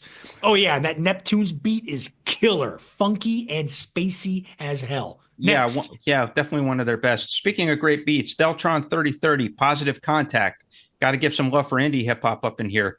Positive Contact is a signature song from one of the best indie hip hop albums ever released, the freaky deaky sci-fi loving affair Deltron 3030, a collaboration between producer Dan the Automator Nakamura and Bay Area rapper Del the Funky Homo Sapien. Here, Del spits fire and surrealist lyrics about alien living and perhaps alien drug use, while the Automator cranks out a nasty fuzz-based beat. This is truly one of the strangest club bangers in the entire hip-hop canon. Love it. Yeah. This whole album is a masterpiece. It's, I think, one of the greatest albums ever made. This song, gloriously trippy beats with psychedelic yet profound dystopian sci-fi lyrics about corporations taking over the world and oligarch fascism while distracting the people via mass media. It's more relevant now than when it was released 25 years ago. Yeah, no shit. Especially this week with Trump going wild. Anyway, Fabulous, can't deny it. A lot of hype surrounded Brooklyn rapper Fabulous when he first broke in 2001. And though he enjoyed a lot of chart success throughout the aughts, he artistically never lived up to that hype. Still, at his best, he was capable of pumping out some hot singles, as he did with Can't Deny It. Here he borrows go-to G-Funk crooner Nate Dogg to belt out the ultra-catchy hook, part of which is blatantly stolen from Tupac Shakur. Even so, Fabulous proceeds to ride the otherwise delicious clap drum and fuzzy keyboard beat to great effect, his voice dripping with charisma and personality. The song reached 25 on the Hot 100. What's your thought on Can't Deny It? I'm not feeling this one. Lame, corny beat with lame, corny rapping and an even worse sung chorus. I much prefer the track Youngin' off the same album. Ah, gotcha. Next. Okay, Missy Elliott's Get Your Freak On, Get Your Freak On. Truly, I tell you, this is one of the best hip-hop singles of all time. Timbaland busts out a banger-loving Toombi and Tabla loop on the hook, while recently inducted Hall of Famer Missy Misdemeanor Elliott serves up quirky, psychedelia-informed verses. This track is exotic as hell and is earwormy for days. The song became a major hit in the summer of 2001, even more unavoidable than Pharrell Monk Simon Says had been 2 years before. Get Your Freak On reached number 7 on the Hot 100 and lives on in dance groove perpetuity. What's your thought? Absolutely. Yeah, very few people in hip hop had as brilliant a run of singles as Missy Elliott had in the early noughties, mostly thanks to Timbaland's hypnotic, trancy grooves that never lose their danceability. Damon Albarn of Blur and Gorillaz named his daughter Missy after Missy Elliott, in case you didn't know. Next. Interesting trivia. Okay, next, Trick Daddy's I'm a Thug. Trick Daddy was a terrific purveyor of Miami booty-based heavy hip-hop at the turn of the century. Like a lot of Southern rappers, Trick Daddy lived his gimmick, as witnessed by his long criminal rap sheet. Not quite as long as DMX, but it's pretty long. But his lifestyle lent his music an unmistakable authenticity. My name alone is known to break up happy homes. Trick Daddy raps on I'm a Thug, a super fun and winkily ironic tune. This breezy Caribbean-styled song may feature children singing on the chorus, but don't kid yourself. This song ain't safe for the children. Trick Daddy spit it like he meant it, making this one of my favorite hip-hop songs of the era. Art? He may be a thug, but he's also a poor chooser of beats and music. I cannot stand the cheesy kids chorus. Next. Oh, I love it. Personally, I love it. Okay, Bubba Sparks is Ugly. Bubba Sparks was a white Timbaland protege from rural Georgia, and Ugly was his modest breakout hit. The song is defined by one of Timbaland's very best beats, a weird concoction of Indian-sounding guitar notes, Euro house keyboards, and exotic drums. Despite his gimmicky name, Bubba was not a gimmicky rapper, as he played it straight and as a lyricist was quite clever. He was a chubby white hayseed in the rap game, and he did nothing to deny it. Quote, shit, I didn't choose to rhyme. Rhyming chose me, he raps at the song's beginning, and then he goes on to prove it. Great song, Art. The first white rapper to get some of that post-Eminem shine, Bubba Sparks doesn't really measure up in any way, not with his lyrics. Oh, not to Eminem. But yeah, right. But that's too bad because I really like the kinetic skittering beat on this track. Yeah, it's one of my favorite Timbaland beats for sure. Nelly's Hot in Here. Perhaps the new Neptune's finest moment, and certainly Nelly's finest moment. This was one of the hottest songs of the aughts. Catchy as hell, danceable as hell, and with an all-time great chorus from Nelly. This was one of the first indications that Pharrell Williams and Chad Hugo had the gift for crossing over into the mainstream, as at least Pharrell would do routinely from here. Hot in Here was the definition of a hit during this era. It had all the spiciest ingredients and unleashed them on the public consciousness. It reached number one on the Hot 100 and stayed there for several weeks. Art, what's your thought on Hot in Here? Enough with Nelly already. Come on, dude. Fuck this guy. Next. Okay. Next. Okay. Clips, Grindin'. Much better song. Here was another hot Neptunes track, and actually one of the duo's best. The track is all percussion all the time, with snare drum that hits hard and layers of percussion laid on top of that. The track was an awesome way of introducing Clips to the world. Virginia Beach-based brothers Pusha T and No Malice spun intricately detailed tales of dealing drugs in their hood, and here the brothers are especially compelling. They also know the value of a good pop hook, which makes this one of the top singles of the era. Art? Yeah, I had to listen to this track again to remember how awesome it is. This is the Neptunes at their most minimalist and at their weirdest. During this time, they had a penchant to put their stellar beats behind some shitty rappers like Nelly, but this is not the case. This is easily Clips' finest hour.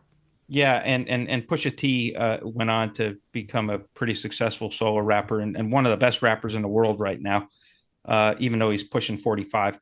Anyway, Missy Elliott, Work It. Here was yet another super cool, super weird hit from Missy Elliott and Timbaland. The duo went minimalist with the beat here, laying down a quirky 7-note electro noise beat spiked with cascading high-pitched key loops. Meanwhile, Missy drops gloriously outrageous lyrics about getting laid, and on the chorus, she famously flips it and reverses it with the vocal track suddenly playing backwards. What you thought, Art? Yeah, forget hip-hop singles of this period or decade. This is one of the greatest songs of all time, period. The leanest, meanest, sharpest groove Timbaland ever committed to record, even down to that old school breakdown in the end.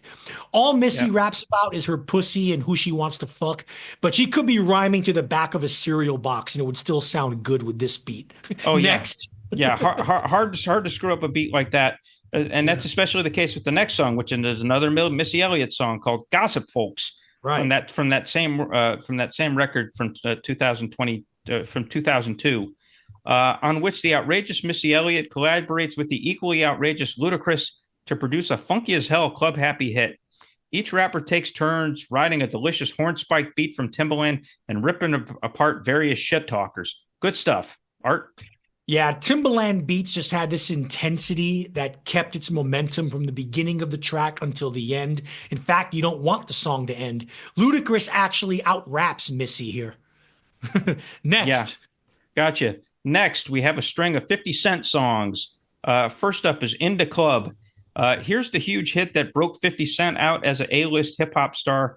The only reason we didn't talk about him in the first section of this episode is that we think he mostly kind of sucks. The guy was a stone cold gangster who was fortunate to have just enough talent and charm to make it out of Queens and hook up with Dr. Dre. And he did have a few hot songs in him, especially In the Club. Dr. Dre is on point here with one of his juiciest, most swinging beats, and 50 serves up a nasty ass, instantly recitable hook. This is one of the few songs about clubbing in the hip hop genre that stands out as a truly classic club anthem. It understandably reached #1 on the Billboard Hot 100. Art? Yeah, fuck 50 Cent. Shitty rapper, shitty beats, glorifies thug life without the humor or the emotional depth to balance it out, and he's a Trump supporter. Next. Yeah, okay. But 50 Cent, PIMP. Now, if 50 wasn't funny, he'd have been nowhere, since his actual rapping voice is perhaps the most nondescript among hip hop superstars. But alas, the guy was capable of some hilarious shit, and he reached such heights on PIMP. This was another hot Dr. Dre beat, check out the Calypso drums, that featured 50 Cent spinning amusingly misogynist yarns about a woman he's doing his best to bed. Art? Fuck 50 Cent. Next. Okay. And finally, 50 Cent, Wanksta. Kendrick Lamar just spent the last year figuratively murdering Drake over and over again on tape, winning what should probably go down as the most one-sided rap feud of all time. But before now, the previous standard for one-sided hip-hop beefs was 50 Cent's verbal slaying of Ja Rule. Basically, 50 whooped Ja so badly that Ja lost his career traction and disappeared within a couple of years of unleashing 50's ire. Wanksta is the highlight of 50's beef with Ja Rule, a marvelously brutal takedown of his rival, during which he questions Ja's bona fides as a gangster and hilariously taunts Ja as the Cookie Monster. Yeah. Yeah. Okay. That is really great. All right. But in general, fuck 50 Cent. Next. Okay. Anyway, so we're gonna sneak one Ludacris song in here called "Stand Up." We talked about both Ludacris and Kanye West earlier in the episode, but we're breaking this song out to note that this was an instance where these guys worked together to magic effect. This is one of Kanye's simpler beats from his pre-stardom mega producer phase, but it also stands out as one of his best, marked as it is with a booming bass line, echoing drums, and doo-wop vocals backing the chorus. And Ludacris rides that beat and spits fire lyrics about clubbing and courting. His necklace here is so heavy, he tells us it feels like a midget is hanging from it. It's a funny line and a song full of them. This is an ultra cool club hip hop song, right, Art? Yeah, I'm going to throw some shade at Kanye here. I love me some Ludacris, but this isn't one of the better or more compelling beats he's attached himself to. However, he never disappoints with his hilarious lyrics and inventive flow. I think Move Bitch from the same album is much better. Next. Okay. Lil Jon's Get Low. To the window, to the wall, till the sweat drops off my balls, and all these bitches call. Skeet, skeet, motherfucker. Lil Jon cranked out maybe the top club anthem of the era with Get Low. The song is carried by a thunderous, never-endingly swinging, cheap-sounding keyboard loop, and Jon and collaborators, the East Side Boys and the Yin Yang Twins, fill the song with weird and plain fun call and response and chantable lyrical filler. Seriously, great-grandmothers have shaken that ass to this song at points over the past 24-plus years. It's that broad of a hit. The song reached #2 on the Hot 100. Yeah, so what's your thought on Get Low? Yeah, I don't get it. Lil Jon was always my least favorite of the Dirty South rappers. He's just 3 catchphrases shouted loudly in a raspy voice. What? Yeah, okay. He was the main practitioner of crunk, one of my least favorite hip-hop subgenres. So, yeah, pass. Next. But he looked cool when he had the chalice. You remember he used to carry around a goblet or a chalice around with him, and I always thought that was a funny shtick. Yeah. Anyway, Black Eyed Peas, Where Is the Love? Black Eyed Peas started off as a conscious hip-hop group for the Backpacker set. That wasn't enough success for gifted producer will.i.am, who started with the 2003 Ella Funk album. Starting with that album, swung for the commercial fences. And lo and behold, Black Eyed Peas became erstwhile hitmakers for the rest of the decade and into the next, even eventually playing a Super Bowl halftime show. The group's run started here with Where Is the Love, a sweetly sentimental, mid-tempo near ballad that calls for harmony and peace in our world. Ain't it grand? The song features newest band member, the singer Fergie, who belts the chorus with conviction. Art? Yeah, positive message hip-hop isn't always good hip-hop. And this track is as maudlin and sentimental as it gets. The rapping sucks, the hooks annoy more than engage, and the R&B vocal chorus doesn't connect because it's lame. I've never liked Black Eyed Peas. Next. Yeah, and like I said, I'm a little lukewarm on Black Eyed Peas myself, but the next song actually is fabulous. Originally called "Let's Get Retarded." Now, most people know this song as "Let's Get It Started," as that's the version you'll find on the streaming services these days. Trust me, though, and check YouTube. This song started its life as Let's Get Retarded. The PC police caught up with will.i.am back in 2004, and the change was made. No matter the name, the song is a fun slice of pop, rock, and hip hop with an irresistible shout-along chorus and a surprisingly slapping rhythm section featured throughout. Art? I know this was a huge hit, but man, is this shout out loud hip hop for basic normies with lowbrow tastes or what? File under hip hop for casual music fans who don't really like or know about hip hop. Next. Okay, next, Nas, Made You Look. The book on Nas is that he did one great album in 1994's Illmatic and then sort of floated on the vapors from that album's greatness the rest of his career. That's mostly true, as Illmatic is by far the best thing Nas has ever done. But he did, in fact, flirt with greatness one more time. The album's Godson, released in December 2002, is filled with some of Nas's best poetry. It also includes this monster single, one of the best and most clever uses of a well-worn hip-hop sample, the incredible bongo band's Apache. Nas and his producers slow and stretch that familiarly funky bongo and drum arrangement into something wholly distorted and surprisingly fresh, mixing in gunshot sounds to make the song truly striking and haunting as Nas verbally slays his would-be opponents. This is a viscerally exciting tune, one that reached number 32 on the Hot 100 in 2003. Yeah, I was wondering when Nas would make his appearance here. I'm a much bigger fan of his than you are. Nas is sharp as hell here with his virtuosic flow and cutting lyrics, and the beat is just intense. Great track. Next. Yep. Eminem's Lose Yourself. Eminem won an Oscar with this song, which he wrote for his star vehicle movie 8 Mile, which is based on his real-life travels in Detroit's battle rap scene. This autobiographical nugget is probably the star's most well-known song. It has been played on Spotify nearly 2.5 billion times to date, which is amazing. The scenes that Eminem sets, which include vomiting spaghetti thanks to pre-performance nerves, are wholly relatable for anyone who's ever put it all on the line in life. This is a master of his craft in perhaps his finest form. Art? Yeah, who doesn't know this song? When the movie 8 Mile came out, Eminem was already hip-hop's biggest star and a global icon. This track put him on another level of iconic stardom, and it's understandable as to why. It's the perfect marriage of a heavy, hardcore hip-hop beat with Eminem's gift for narrative storytelling, wrapped in his inventively genius flow, one of the greatest singles of all time, period, and perhaps, like you said, his all-time signature song. Next. Gotcha. Next is David Banner featuring Little Flip, Like a Pimp. David Banner was a Mississippi-based rapper and producer who in 2003 released what I think is one of the most underappreciated albums in all of hip-hop, Mississippi the Album. The album plays up Banner's incredible Hulk-based mythology, filled as it is with expressions of vulgarity and anger and anguish about living conditions in the Black community of the South. However, it's not all serious business, as Banner and Houston rapper Lil Flip slipped this bumpin' club anthem into the mix.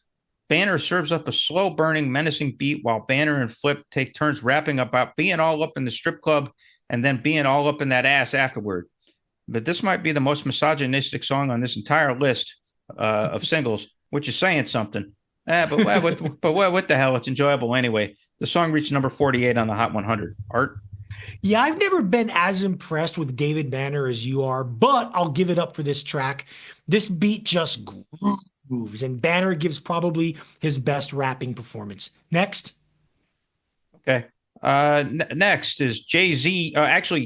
Excuse me. Snoop Dogg. It's Snoop Dogg. Drop it like it's hot. Drop it like it's hot.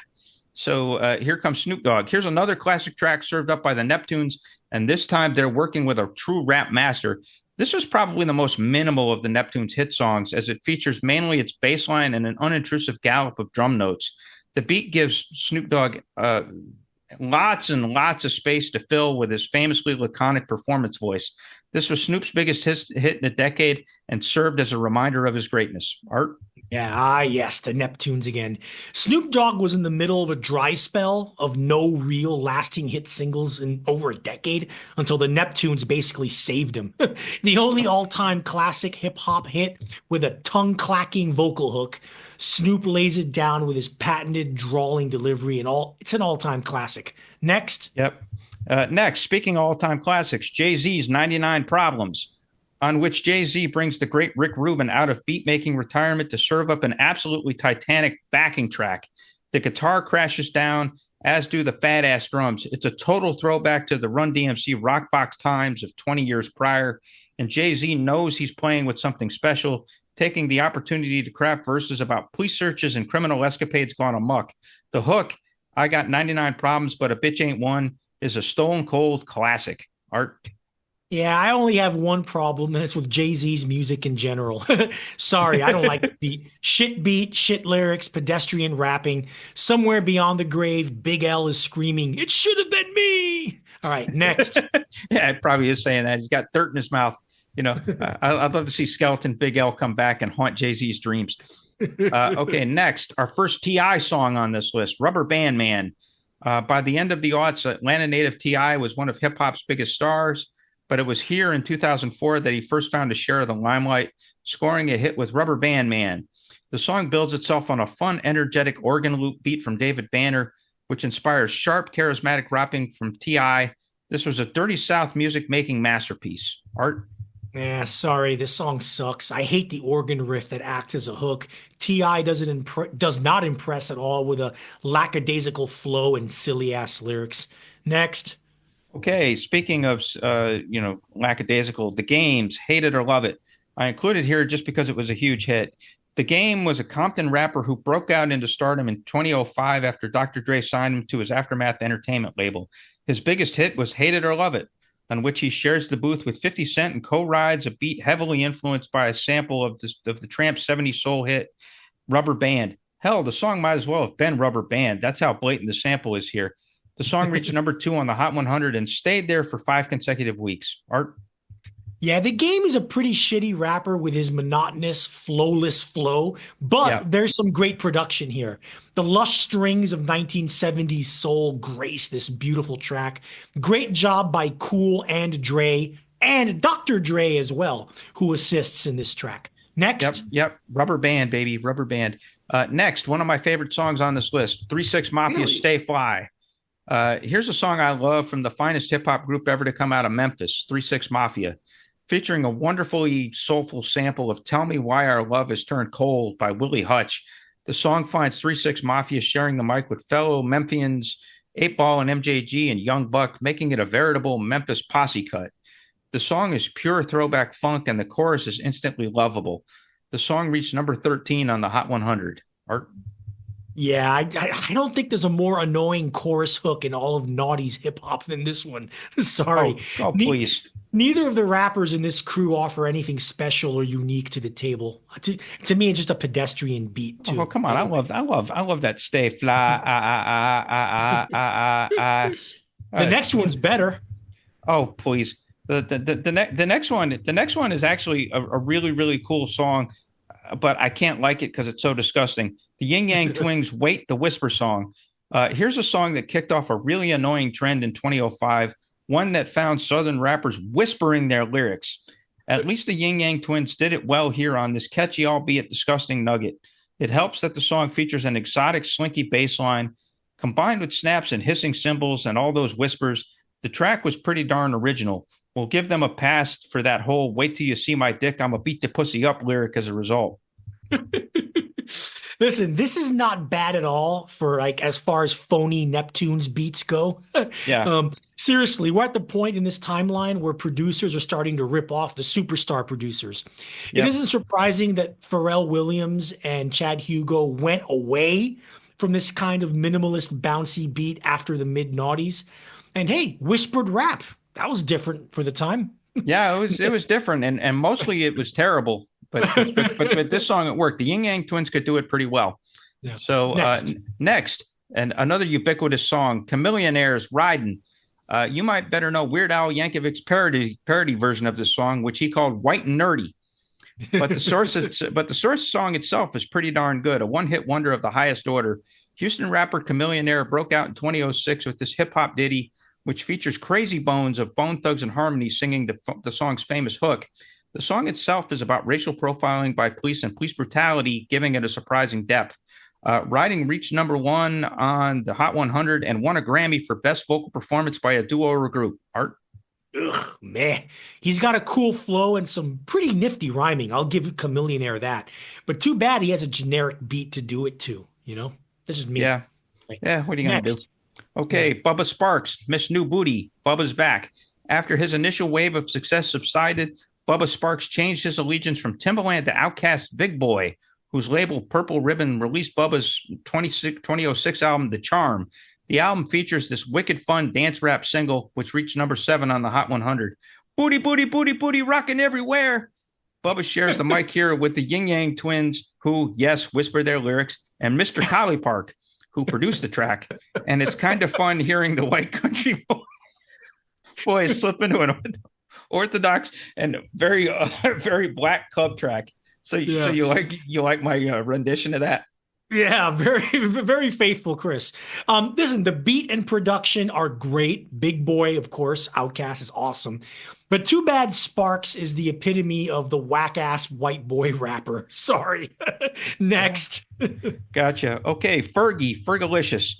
This album is this is on this list by request of Arturo, and I agree with him. The Black Eyed Peas hired Stacey Ferguson mostly to sing their hooks. She wasn't a real rapper, but will.i.am knew how to leverage Fergie's amateurish charm at times, and that was especially the case on this fun, decidedly old-school romp, which was the lead song off of Fergie's solo debut, The Duchess. will.i.am keeps the production on the verses lean and mean, and the chorus gets slightly more melodic, and so delicious, as it says. Fergalicious, that is. Yeah, it's as if Fergie is fronting one of those great Africa Bambaataa singles from 25 years prior. This single reached #2 on the Hot 100. Yeah. I've always thought Black Eyed Peas suck ass, but you know what? Fergie solo is pretty damn good. This is an awesome slice of old school 1980s hip hop about 14 years before it started being referenced again.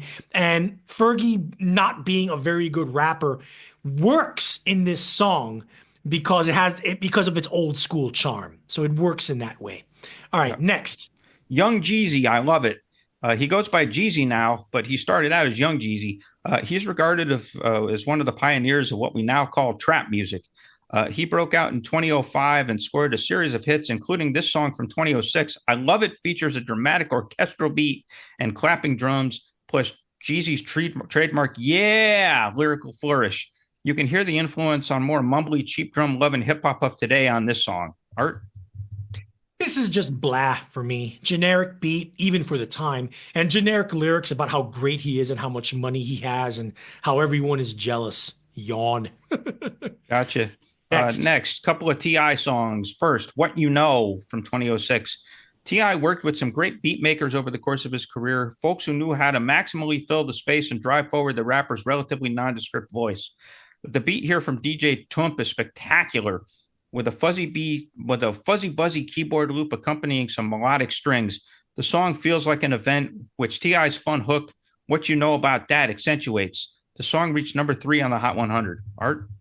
Yeah, this is better than the previous T.I. song in that it has a better chorus hook and slightly better, groovier beat. However, his rapping still sucks. Next. Yeah. I actually like Rubber Band Man more. And so the next T.I. song, Big Shit Poppin' Do It from 2007. Here again is another T.I. hit featuring a spectacularly maximal beat. Manny Fresh, of all people, resurfaces here after his initial fit of success as the house producer for Cash Money Records to generate a wild, woolly beat spiked with electric guitar, hard-hitting drum machine, and spooky piano notes. T.I. rides Fresh's fantastic beat for full effect. This song reached #9 on the Hot 100. Art? This is by far T.I.'s best song, with the most danceable beat and catchiest chorus he ever came up with. This is more like it. Next. Gotcha. Lupe Fiasco, Superstar. Lupe Fiasco was a Chicago rapper that first enjoyed breakout success after he was featured as a guest rapper on Kanye's 2005 song Touch the Sky. He went on to enjoy more success with this hit song, which features an ultra-melodic, damn near arena rock quality hook crooned by Matthew Santos. The beat here slaps and Lupe's flow is top-notch. The guy had the goods. Superstar peaked at #10 on the Hot 100. Art? Yeah. Following in the Chicago hip-hop tradition of Common and Kanye West, Lupe Fiasco shares their social consciousness. Well, at least Kanye's social consciousness at that time. However, he shares Kanye's affinity for vocal melody hooks and lovely piano-based beats. If you like this, check out his debut album from 2006, Food and Liquor, one of the best hip-hop albums of the decade. Next. Yeah, it's good stuff. Next is Fat Joe and Lil Wayne. Make It Rain. This is where that expression became popular. Yet another stripper anthem on this list, but hey, it's another great one too. Here's one of the great Lil Wayne's most creative and fun hooks. I make it rain, make it rain, make it rain on these hoes. The beat here is another maximal affair as a churchy organ drives the proceedings. The song was included on Fat Joe's 2007 album, Me, Myself, and I, and it reached number 13 on the Hot 100. Art? Yeah, great beat, great synthesizer melody dancing above it, and Fat Joe, who I usually find boring and generic as hell, raps with a flow that isn't as cliche as usual. However, Lil Wayne's presence, with his annoyingly nasal voice and annoying vocal inflections passing for rapping, almost ruined the whole thing. If you haven't noticed, I can't stand Lil Wayne. Next. Yeah, if you haven't noticed, I don't mind him. He's not my favorite, but I think he's definitely an eccentric talent, for sure. So anyway, next, Timbaland's "Give It to Me." By 2007, Timbaland was a superstar in his own right, having worked with some truly huge artists, including Justin Timberlake.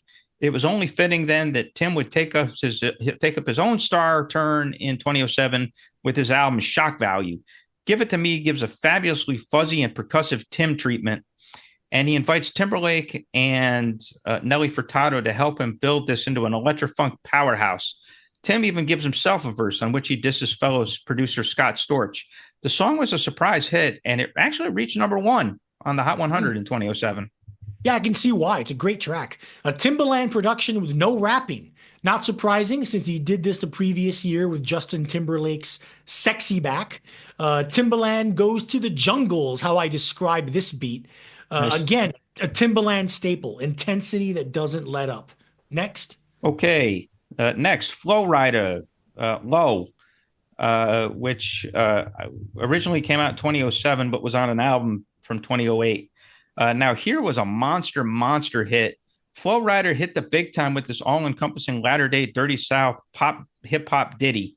Low spent 10 weeks at number 1 on the Hot 100. And get this, was the most downloaded song of the entire first decade of the century.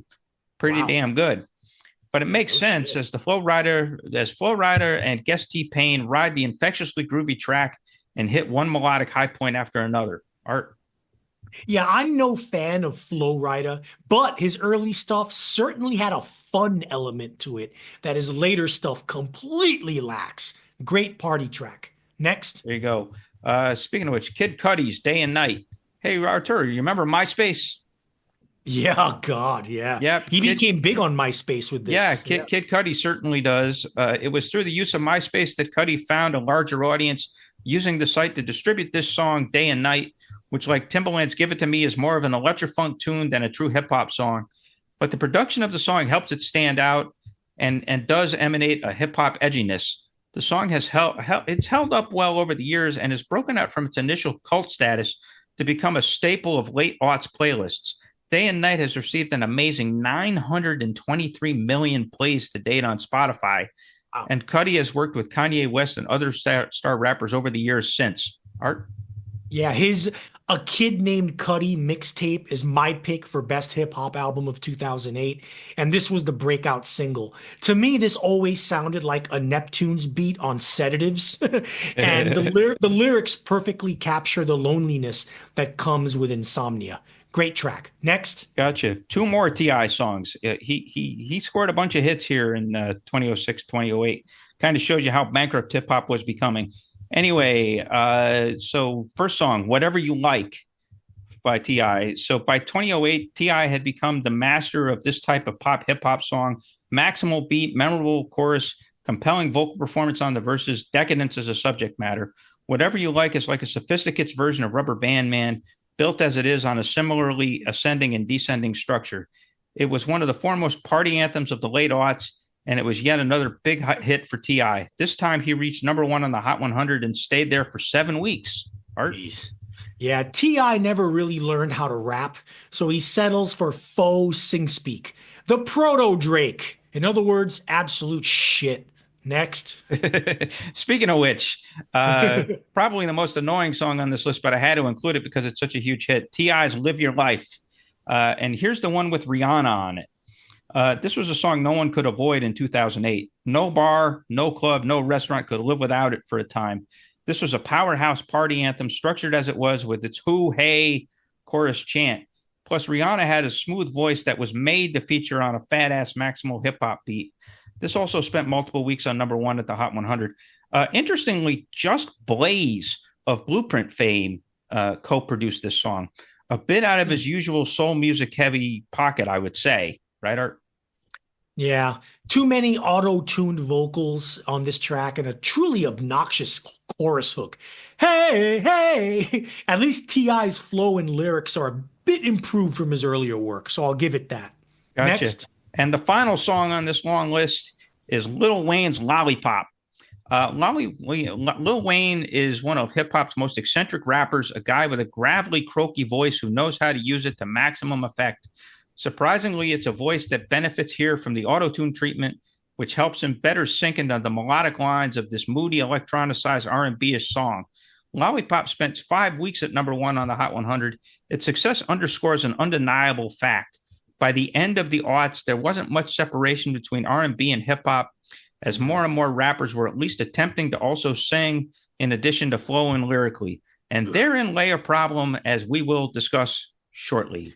Yeah, shitty slow jam R&B hip hop from a guy who can't rap, can't sing, and compensates for it with an even shittier vocal stick.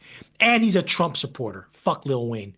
So we've defined this hip hop's last stand era as 1999 to 2008, which begs the question, well, what the hell happened after that? In a lot of ways, what didn't happen? Basically, hip hop entered a really maudlin, yucky, shitty phase and kind of lost its meaning in some ways, right, Art? Yeah, I point to two things. First, Kanye West, being the biggest star in hip hop at this time, in 2008, put out an album called 808s and Heartbreak. My vote for worst Kanye West album ever. Just moody, mellow, ethereal, synthesizer-driven, whiny vocals with maximum auto-tuned, whiny-ass vocals, sad sack hip-hop. It's fucking annoying to listen to. And after that album, basically most mainstream corporate radio hip-hop went in that direction, which is really weird because Kanye followed this album up with his greatest work and masterpiece, My Beautiful Dark Twisted Fantasy, which is really weird. But that album started the moody, mellow, ethereal, synthesizer-driven, auto-tuned, whiny vocal, sad sack hip-hop phase that dominated most mainstream hip-hop in the 2010s. And that leads to a second problem. Not just did you have this whiny, mopey bullshit hip-hop. When hip-hop wasn't that, mainstream corporate radio hip hop became really homogenized. Everything started to sound the same. Yeah, a lot of the mainstream hip hop of the 2010s, and Drake is another one. I mean, Drake took the 808 Heartbreak formula and ran with it, and all his shit. I mean, he just he's not a rapper. He just speaks, and he calls it rap. And he's one of the worst practitioners of this. But others who didn't go the slow, moody, mellow bullshit, yeah, they tried to make more upbeat hip hop, but it all sounded the same. And in 2010s, when the streaming music model took hold as the main way of music consumption, just hip hop in general became homogenized. So I think the 808 Heartbreak influence fed into the homogenization and the monotonous, same-sounding nature of mainstream hip-hop. With exceptions, of course, you have the brilliant Kendrick Lamar, who busted out in the 2010s. And you have some of the undergrounders like Danny Brown, who put out some of the best hip-hop music of the decade. And there are a couple of others here and there that I can point to. But for the most part, that's what happened to hip hop, in my opinion. It just got too moody, too mellow, and then when it wasn't that, it all just sounded the same. You know, I don't know. Yeah, and I think ultimately you can encapsulate both of those into kind of the same dynamic for me.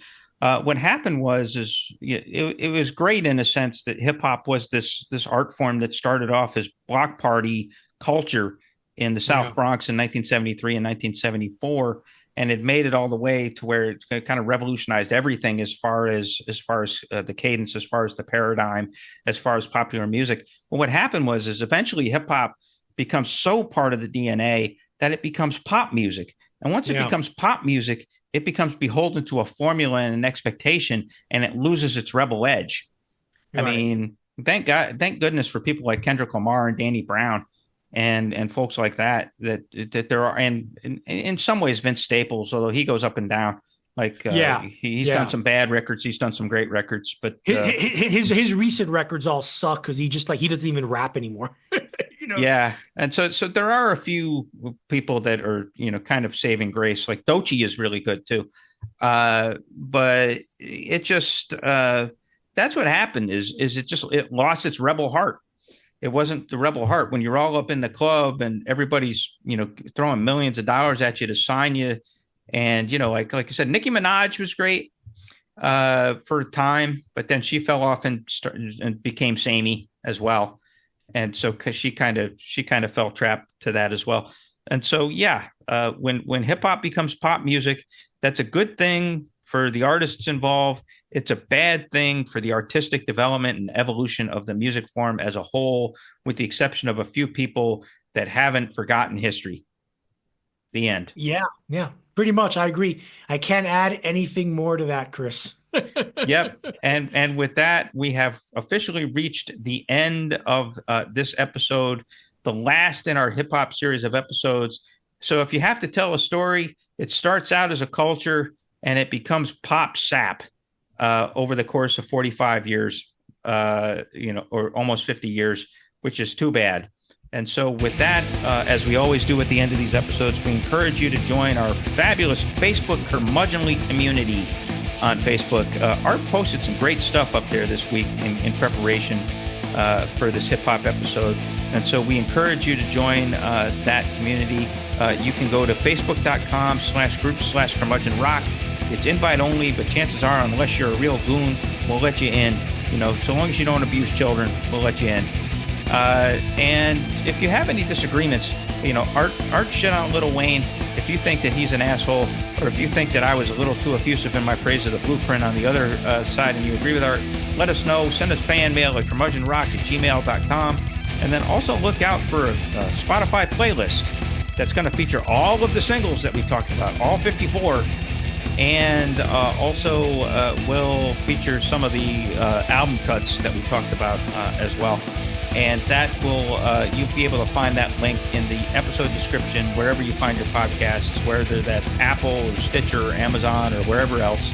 Just look in the episode description. You'll see that link and you'll be able to listen along to the songs, and it'll increase the depth of your merriment. Trust us.